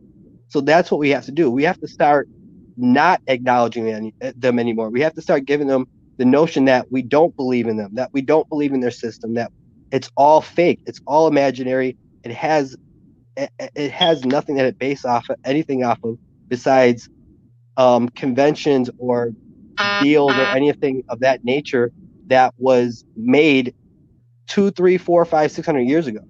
So that's why I put the 1666 Act in there as far as like in the I don't know, in the comments and stuff, because that plays a really big role. As soon as the 1666 Act started, it gave the courts and the government and stuff the I don't know, the creation of the birth certificate. And once the birth certificate was made, it gave that jurisdiction to whatever state, whatever country, whatever it is, over the person and the human. So that's the biggest thing. We have to authenticate our birth certificates. We have to authenticate our kids' birth certificates. And then we need to see what's the new route that we can take as far as handling the court system in a state of equity. And then from there, we can probably move on. I mean, the whole point is just to pull their cards. Now it's time to pull their cards. We know that they're doing stuff wrong. We know that they're doing up stuff. We know that they're taking advantage of our stupidity. We know all this kind of stuff. We have to bound together as fathers and non-custodial parents, and we just need to start pointing out, like, hey, authenticate your kids' birth certificates. I'll help you. Hey, let's look into the 1666 Act. Let's look into this is the stuff that matters, not all that hoopla, fighting and doing whatever you have to do. Do your 1099, see if you can get your stuff taken off. If not, go through it in every other aspect. I mean, I don't mean to long-wind you guys, but there has to be a different. You good? Go ahead. Yeah, we just definitely have to take advantage of this year, this summer, to do what we have to do, because next year it's going to get even worse. It's going to get worse once the school year starts, because all kids are going back to school now. So they already believe that they're going to have a means of control now with our kids. And once the new school year starts, they're going to have it completely different now. They're going to have it where they're already situated. That's basically what this whole summer is about, is situating all the parents' custody and issues and all that kind of stuff before the next school year starts. That's why this year the schools were not closed because people were having problems with masks or whatever. The schools were really closed because 80% of the parents of the children were going through divorces, breakups, separations, whatever you want to call it, and they didn't want to have the problems and drama coming to the schools, as far as parents being like, oh, yeah, go ahead. But yeah, they didn't want to have the problem of parents coming to the school trying to see their kids that was taking. So that's why, I mean, it had really nothing to do with anything else. They just really knew that this summer/year was going to be the summer and year where there was going to be a lot of friction between parents, between custody matters and anything of that nature. And now they want to have it set for the summer. The school year coming up. School year coming up, they're going to start doing the whole, like, I'm telling you guys, without a shadow of a doubt, this is a straight honest truth. They're going to start doing the vaccination of kids in school. So they're going to start doing, like, hey, now that we've gotten one of the parents out the picture during the summer and year, now we just have one parent to deal with, which is mom usually. So now the kids go to school while mom's there, and they tell the mom that they're going to vaccinate the kids or whatever, and either the mom's going to go with it, probably so, because she's already bought by the Section 8, the social services, food stamps, stimulus checks, et cetera, or she's going to say no. And if she says no, they're just going to vaccinate the kids in school while they're arresting the mom at home. Not arresting the mom, but while they're telling the mom at home that CPS is taking the kids. This is all a divide and conquer scheme right now. The only way to get out of this divide and conquer scheme is to take your kids back from the state, because the state wants to have every single person's children registered in one way, shape, or form with the state because of all the different next agendas that's going to happen from the from the school year going forward. And that's where that's why this year, this summer is more important than you guys can imagine. I would say also people need to also start ignoring a lot of these people that just keep kicking the can down the road, are saying like, oh, we're in April, but we're gonna do a march in July, or we're gonna do a march in August. They're just kicking the can down the road for what's to come in the years to come. So forget all that nonsense. People just need to take it upon themselves, authenticate your kid's birth certificate, authenticate your birth certificate, do a 1099-C.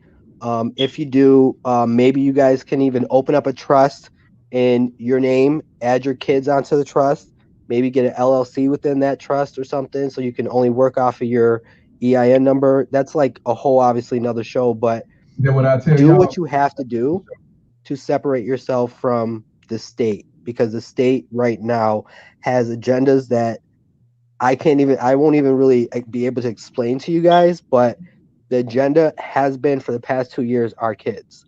That's the straight up honest agenda. Like every nonprofit children's center around the state right now, around the whole country actually, is expanding. That should give you guys a mentality of what's to come. As far as the custody and child support system, it's still there. It's not going to go anywhere until it's challenged to the point where it basically has to fall. So the only way to challenge it is by taking away all these different tools that it uses on us. And yeah, I guess I can't really say too much more, but for the most part, I would just say, if your kids are important to you, if your kin is important to you, if your namesake is important to you, then take responsibility now and really do what you have to do to get them back in any way, shape, or form, especially with that birth certificate. That birth certificate plays the biggest role in all of this stuff. Everybody's problems on here, everybody's problem in family court, everybody's problems in child support court, everybody's problems even in life in general, is all because of the birth certificate.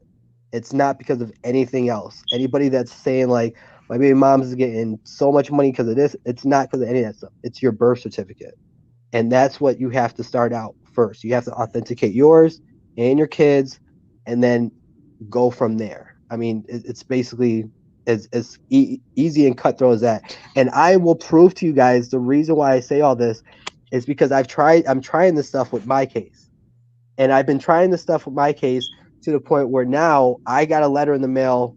I got a letter from my kid's lawyer. I mean, my ex's lawyer, and the court and the judge and everything of my county, saying that if I was to ever file anything ever again with the courts, that they'll find me in contempt and put me in jail. So basically they said I can't file nothing ever again because I've been doing it like I should be doing it. And I'm not gonna. I mean, that doesn't matter to me. I don't care about what anybody has said. What anybody has threatened me with. I mean, I have an ankle monitor on. Like, they've been trying to put me in jail for the past 7 months now, but I'm still progressing and not caring. Like, I'm still filing what I have to. I'm still doing whatever I have to see my kids, and I'm not going to stop or quit. And they know that now. So now there's like, we're gonna put a contempt on you charge if you file anything else with the court or anything of that nature. So you tell me you're gonna put me in jail for filing paperwork to see my kids. Like, that's literally that should show you just how deep the corruption is now. So we have to fight fire with fire. So yeah, Mr. Palmer, but can that's I pretty ask much him a it. question? Yeah, I definitely wanted to say something. I was just waiting. Okay, what I want to ask is, with that being said, what is your new approach? Because you might not be the only guy who's going through the situation that you're in right now. It's probably a lot of other guys that's going through the same situation. So, with that being said, they put a gag order on you. Basically, they put a gag order. So, what are you going to do to combat that?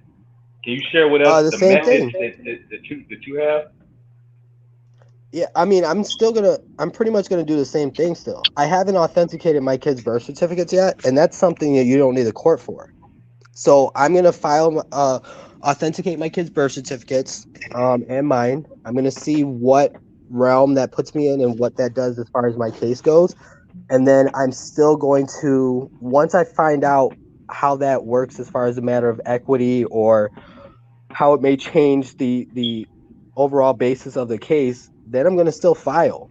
The point is that I'm not afraid of, I mean, I hate to go to jail, but I'm not afraid of jail. I'm afraid of something bad happening to me, but I'm not afraid of death. The point is you have to pull. I even said it last time I was in court, and it was a trial with a judge that was for Supreme Court justice, whatever, blah blah blah, of my case that's handling my case and stuff. I said it, everything in court that I said here, I said in court. I said, you guys are running a scheme. It's a fraud scheme. I was like, ever since the 1666 Act, ever since the Hodge Convention, like I literally said everything in court. I said the Hodge Convention actually makes child trafficking legal in America.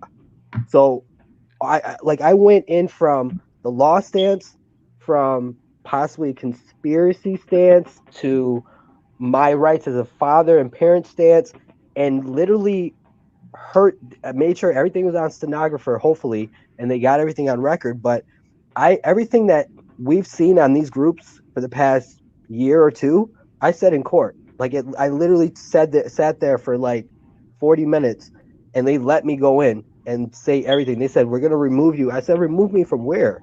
This courtroom it's all fictitious. Everything is fictitious.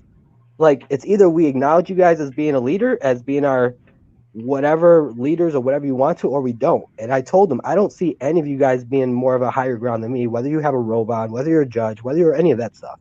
So, and I did this while I had an ankle monitor on. So when they removed me from the court, I put my hands behind my back and I was like, all right, put me in jail and arrest me. And they said, we're not going to arrest you. And then I was outside and I continued. Then I went into the child trafficking. I was like, family court's a child trafficking industry. It actually works within these bases and these guidelines, and it does this and it does that, and it works with nonprofits to do.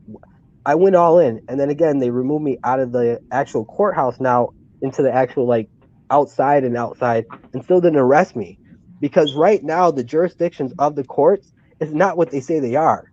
They're just pretending. Everything is pretend. From everything law-wise is pretend right now, because they don't have jurisdiction rights and rule, because we are under FEMA's rule and FEMA's law and FEMA's everything of that nature, like their directors say. So whatever we're doing in courts and whatever we decide to do in courts is on our own recognizance, and they can't really do anything about it. So what I'm going to do is authenticate my kids' birth certificates now, authenticate mines, contact human resources, whatever, figure out this way to get my actual what's it called, marriage actually voided, based on whatever basis I need to, because once I figured out also that my marriage was a secular contract between me, my ex, and the state, that actually brought me into the realm to be able to file against them for not telling me anything of that nature. So I mean, mine's is an uphill battle. Yes, I haven't seen my kids in 11 months. Yeah, I'm mad as hell. Yeah, they only live 10 minutes away. Yes, I do want to be like one of those guys and just kick in the door, get my kids, and say, whoever want to fight, I'm all for it.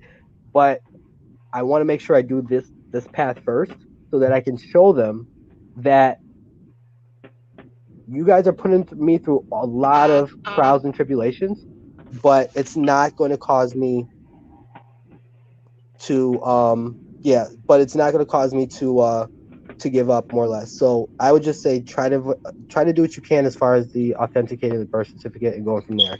Get all your people, your friends, family stuff around, and just teach them this kind of stuff, because we're not taught this for a reason, and that's why. They don't teach this in schools, bro. Everything you just said, they don't teach this in schools. They should, but they don't teach this in schools. I really want to respond, family. Can I say something real quick though? Go ahead. Go ahead. Okay, yeah, I'm all done. I'm not going to say anything else. I'm sorry.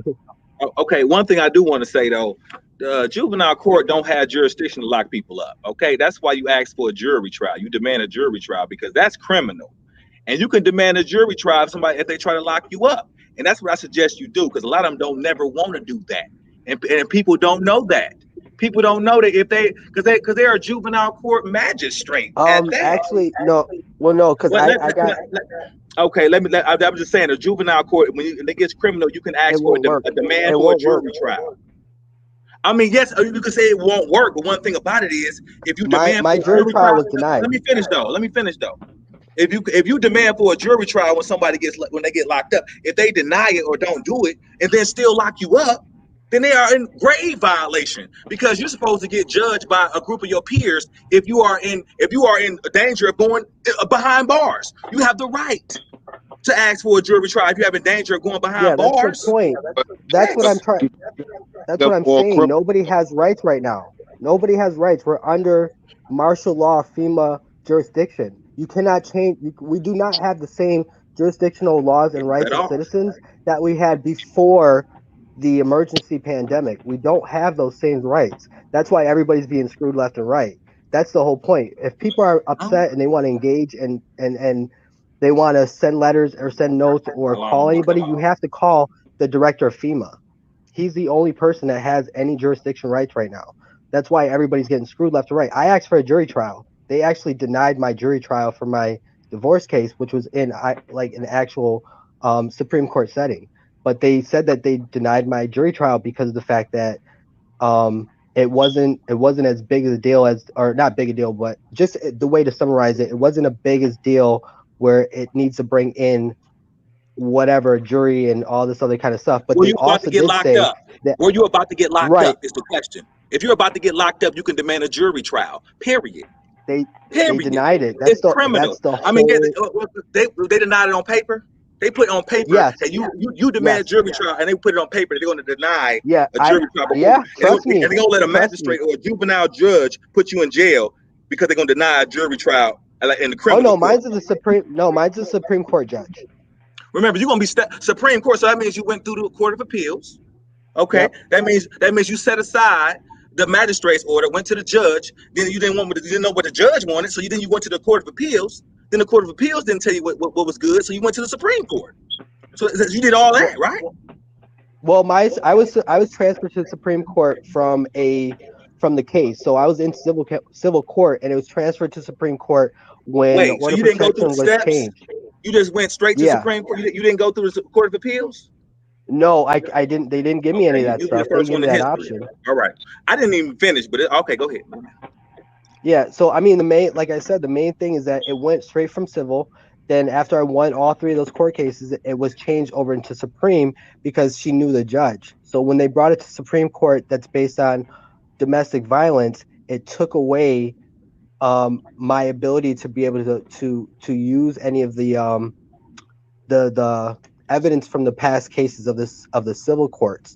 So once I got into Supreme Court, they pretty much it took away all my rights and violated me in every type of way. But I mean, like I said, I don't really know if anything's right or wrong anymore, but I do know that because of martial law, because of FEMA, because of the state that we're in right now, because of the emergency pandemic, because of all that kind of stuff, everything is awry. You filibustering, but I wasn't even done talking. Let me. I know you cut me off to do it, but let me just. Can I finish? No, you're fine. I just want to finish. You're fine. All right. So definitely, whenever you get a contempt with child support or custody hearing, if they feel like, oh, well, we're going to lock you up, a magistrate got to take classes all year because it's not a judge. The judge get elected by the people. The magistrate is just somebody. He does the judge light work. He's a lawyer that the judge lets do that. That's why they have to take classes every year because they're not a judge. They're not. So they can't lock you up if they don't have jurisdiction. They're not even high enough to do that. They're not in criminal court to do that. Maybe the criminal court magistrate can do that, not a juvenile court magistrate. They don't have that right. Okay, but when you waive your rights when you don't know and you don't demand a jury trial, you waive it because you don't know. But also I wanted to say, you were talking about non-custodial parent. No, that's identified by the Social Security. No, we're not non-custodial parents. That's dealing with Social Security. I know you mentioned the EIN. What I feel is you got to get rid of that Social Security because that's how they find you and take your money. The Social Security, you can get an EIN. Use the EIN. It got 7 numbers, same thing as Social Security. You could get an EIN because that Social Security is what really does that when it calls you a non-custodial parent. A non-custodial parent is properly identified by the Social Security, no, not by anything else. Okay. Also, I definitely want to say that I believe that we can win together. This is how we can win together. Together, brothers, we can win together. All you got to do, and it's not that hard. Either you get a Freedom of Information Act request to get the audio visual, or you just motion the court to get the audio visual. It's the camera in the court. If all of us got the camera footage of how these low life people treat us, why we put cameras on police? When somebody gets shot down in the street, we got camera footage. Why don't we get camera footage of all these magistrates the way they talk to us, bro? I talk to many different fathers. They talk to us like a dog. But why can't we get that footage? You know, the more science people, brothers, the more science people, brothers. That's what I'm saying. They got it, but would they give it to you? Would they let you have? Because that's what I'm saying. Because when the public sees this at a mass scale, how messed up they are, and all of us give them the audio visual of how they talking to us. That's what I'm saying. That's how we can win together. Together, if we all just show what they be doing. They're doing this stuff behind closed doors under the guise of, oh, we talking about kids, so we're gonna keep it behind closed doors. They trying to hide it. That's why they doing this dirt. I agree with you 1,000%, fam, but I honestly feel like it's over. It's over. So in order to get over that, we have to change the laws in our minds. They're never going to, if you counting on legislative to make changes in our favor, that shit ain't never going to happen. So it's up to us to change the laws in our fucking minds, and everybody that's listening, I don't care if you in America, you out of America, whatever. Understand this, there's strength in numbers. So everybody listening to this chat needs to like the video, share the video. Everybody tell somebody. We all know at least one person. So each one teach one. Because this shit ain't changing. It ain't going to be no change. Man, we looking forward to the worst, not the better. I hate to be the bearer of bad news. I just hate to be, but I'm a realist. I look at things for what they are, not what I want them to be. Do I want things to get better? Sure. Fuck yeah. But are they? No. So we have to change the laws of our minds, and we have to make adjustments. And man, the system is rigged. It's rigged. What do you do though? All we can do is share this information with one another. This is everything that everybody said on this panel has been educational. You could take something away from everybody's talking points. You could take something away. So I just say, men that's listening to the sound of my voice and these other guys that's on the panel, take heed to it and make adjustments. This is the new norm. This is the new fucking norm. Shit ain't gonna change, bro, unless we make a change. So everybody gotta, like I said, share these videos, tell somebody else, because you're not alone. And a lot of people think that they're alone. Like I used to think, before I found channels like this, and the red pill and the blue pill, I call it the real pill, the fucking real pill. I thought I was alone, but you're not alone. So share this information with other people, invite them to the channel, let them chime in, because there's strength in numbers. This shit ain't changing no time soon.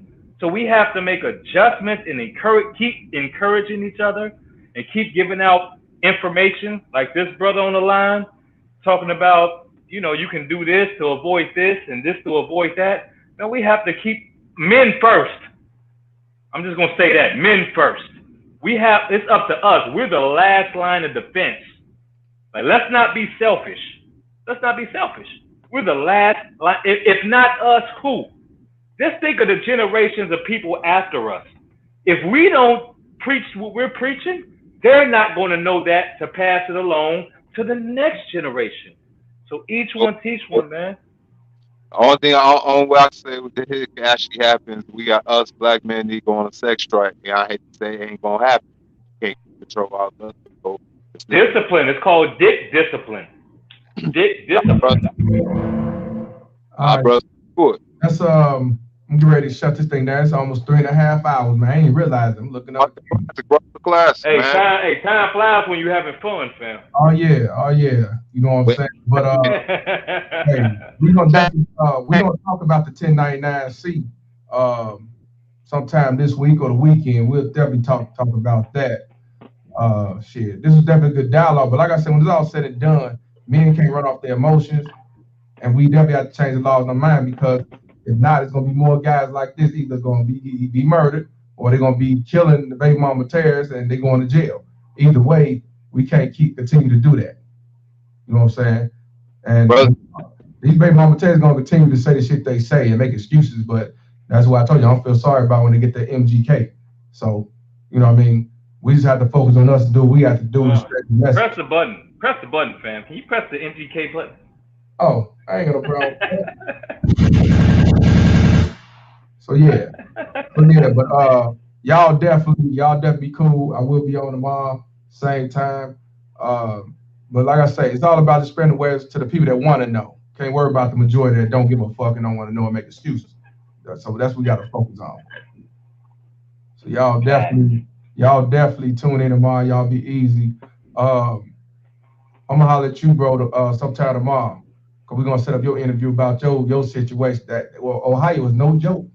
So we're gonna definitely set that up this week. It was, man. The whole man was playing Michigan, Ohio, Illinois, Indiana, Minnesota. We gonna keep going. They all ain't shit, but when this brother gonna tell you on this story, man, you gonna be like, what the fuck? That's all I can tell you, man. All I can tell you, these grandma terrorists, it starts from them, man, and beyond. It's in their bloodline, man. So, but yeah, man, y'all be cool, man. Let me go and shut this shit down, man. And I'll be on this bitch tomorrow. Hey, court is adjourned. Yeah, it's definitely adjourned. All right, fam, in a minute. Yes, sir. It's starting to get dark outside and everything. But yeah, like I say, man, for everybody that, like I say, I appreciate y'all understand where I'm coming from. Fuck the rest of these motherfuckers. But like I said, everybody entitled to their opinion. That's why I want y'all to come on the chat. If you disagree or agree, you know what I'm saying? You got that right. And we go from there. It's all learning experience. But I want y'all to take heed what y'all heard from a couple people that came on the platform, you know, with their thesis on men want to have a bunch of kids and having kids at a wedlock, even though I showed a graph from the CDC. So I just want y'all to take heed on what they think about you. That's why you have to separate yourself from these baby mama terror supporters and these sympathy forces, because they don't give a fuck about you. And as far as the 1099-C, y'all go back in my previous videos. It's called cancellation of debt. That's the title of it. And you can see the video when his brother came and talked about it. But since I see William got rid of it, I'm gonna have him back on it. We'll do a part 2 and try it. Because maybe it's something I didn't do right. But that shit is legit.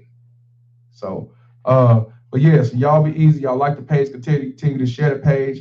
People looking for the Neek and Knight video is actually before this one. Just go on there, the latest one before this one. Definitely like, subscribe, follow my Instagram, FCK Child Support. You know, getting in, been on a Star Report once again. I even was on Bernard Riley's show today, talking with Tommy Sotomayor about, you know, the situation with the Kevin shit, you know, but I talked to him on some other things. So I'm gonna put that up here too, the segment. I'm out here just spreading the word and cooking, man. So while people talking that jive about who hurt you and shit, nobody. I'm just spreading awareness. You must be hurt from asking me that dumbass question. So like I said, y'all be safe out here. Do not be kicking in no doors and going to kill nobody or put yourself in jail because you run off your emotions. Keep your veins cold, wash your hands, and move on. That's what you got to do. Because I don't want to hear about other men going to jail, white, black, blue, or green. We got to be outside so we can definitely build and grow and try to find a way to spread this awareness and destroy these baby mama terrorists in the unjust system. But until then, we have to change the laws in our mind in order to make change. We got to change within ourselves, take accountability, and it starts there. And we build, grow mentally, physically, and spiritually. So yeah, like I said, y'all be easy, man. Y'all have a good night. I will be on tomorrow, same time, 5 p.m. And like my brother Ernest said, MGTOW. You got to go MGTOW, cool. Red pill, freezing lifestyle, whatever make you better as a man. But it all circles around to changing the laws of your mind. So y'all be easy out here. And all the sisters that support this channel, we love you. Definitely, we appreciate you. Got to give a shout out to Sir Ism up in this bitch. That brother right here dropping out that pimp game, and he talk about some real shit. And I can relate to him, because when you try to tell the truth, they want to sit back and say who hurt you, you gay, and everything else. That's why you say fuck these whole ass niggas. So the people don't know who Sir Ism is. He spit that real juice. So y'all definitely send him a subscribe. He's good people. He's been out here before I was on YouTube. And yeah, he's good people, man. Realist, one of the realest. So y'all definitely subscribe to that brother. Appreciate you, pimpin'. This is the video where I was talking to Time Sort of My Game of Lives Matter. Put it up, y'all check it out. You know, it was like in the middle of it. I think it was like 3 hours. It was like an hour and a half. We started. Tommy came on, and you know, it wasn't bad. I saw a lot of his point of view, to be honest with you, and certain things I did not know that he actually proved his case. So I mean, y'all check it out. Y'all, you know, judge that for yourself. But like I said, man, y'all get some rest. I'm gonna go eat and finish running for my child support. I'm Mr. Palmer, and this conversation is over. Fuck child support and its unjust ass system. Court is now adjourned. Peace. Baby mama terrorist. BMT. Is my baby mama terrorist? I'm on child support. Can't see my kids, so I stay in cold. It's my baby mama terrorist. She be riding Lexus, finding sugar daddies, and doing setup. It's my baby mama terrorist. I'm on child support. Can't see my kids, so I stay in cold. It's my baby mama terrorist. She be riding Lexus, finding sugar daddies, and doing setup. It's my baby mama terrorist. I'm on child support. Can't see my kids, so I stay in cold. It's my baby mama terrorist. She be riding Lexus, finding sugar daddies, and doing setup. It's my baby mama terrorist. I'm on child support. Can't see my kids, so I'm staying cold. It's my baby mama terrorist. She be riding Lexus, finding sugar daddies, and doing setup. Riding around, I play the role as innocent with an evil soul. In public, when fake hello, behind closed doors, who rock them more. I'm moving on, wanna teach me a lesson. Can't see my kids, man, I'm stressing. Couldn't see my son to give me his present. She got married to teach me a lesson. Tell her bitch she did nothing wrong. Knowing that well, since I move on, thought that money would keep me home. Hell no, bitch, I'm gone. I don't know, you lost your mind. Say my name, and I know your kind. Say my baby, bitch, you lying. Fight that court, man, I'm trying. To be a father to my kids. She focus on the wrong shit. Worrying about another beat. Style of us, go bury. Put my kids in grown folks' business. Tell them lies, bitch, you wicked. Split for not your yeah, you twisted. Never thought I'd go through this. My baby mama terror. I'm on child support. Can't see my kids, so I'm staying cold. It's my baby mama terror. She be riding Lexus, finding sugar daddies, and doing setup. It's my baby mama terror. I'm on child support. Can't see my kids, so I'm staying cold. It's my baby mama terror. She be riding Lexus, finding sugar daddies, and doing setup. It's my baby mama terror. I'm on child support. Can't see my kids, so I stay in cold. It's my baby mama terror. She be riding Lexus, finding sugar daddies, and doing setup. It's my baby mama terror. I'm on child support. Can't see my kids, so I'm staying cold. It's my baby mama terror. She be riding Lexus, finding sugar daddies, and doing setup.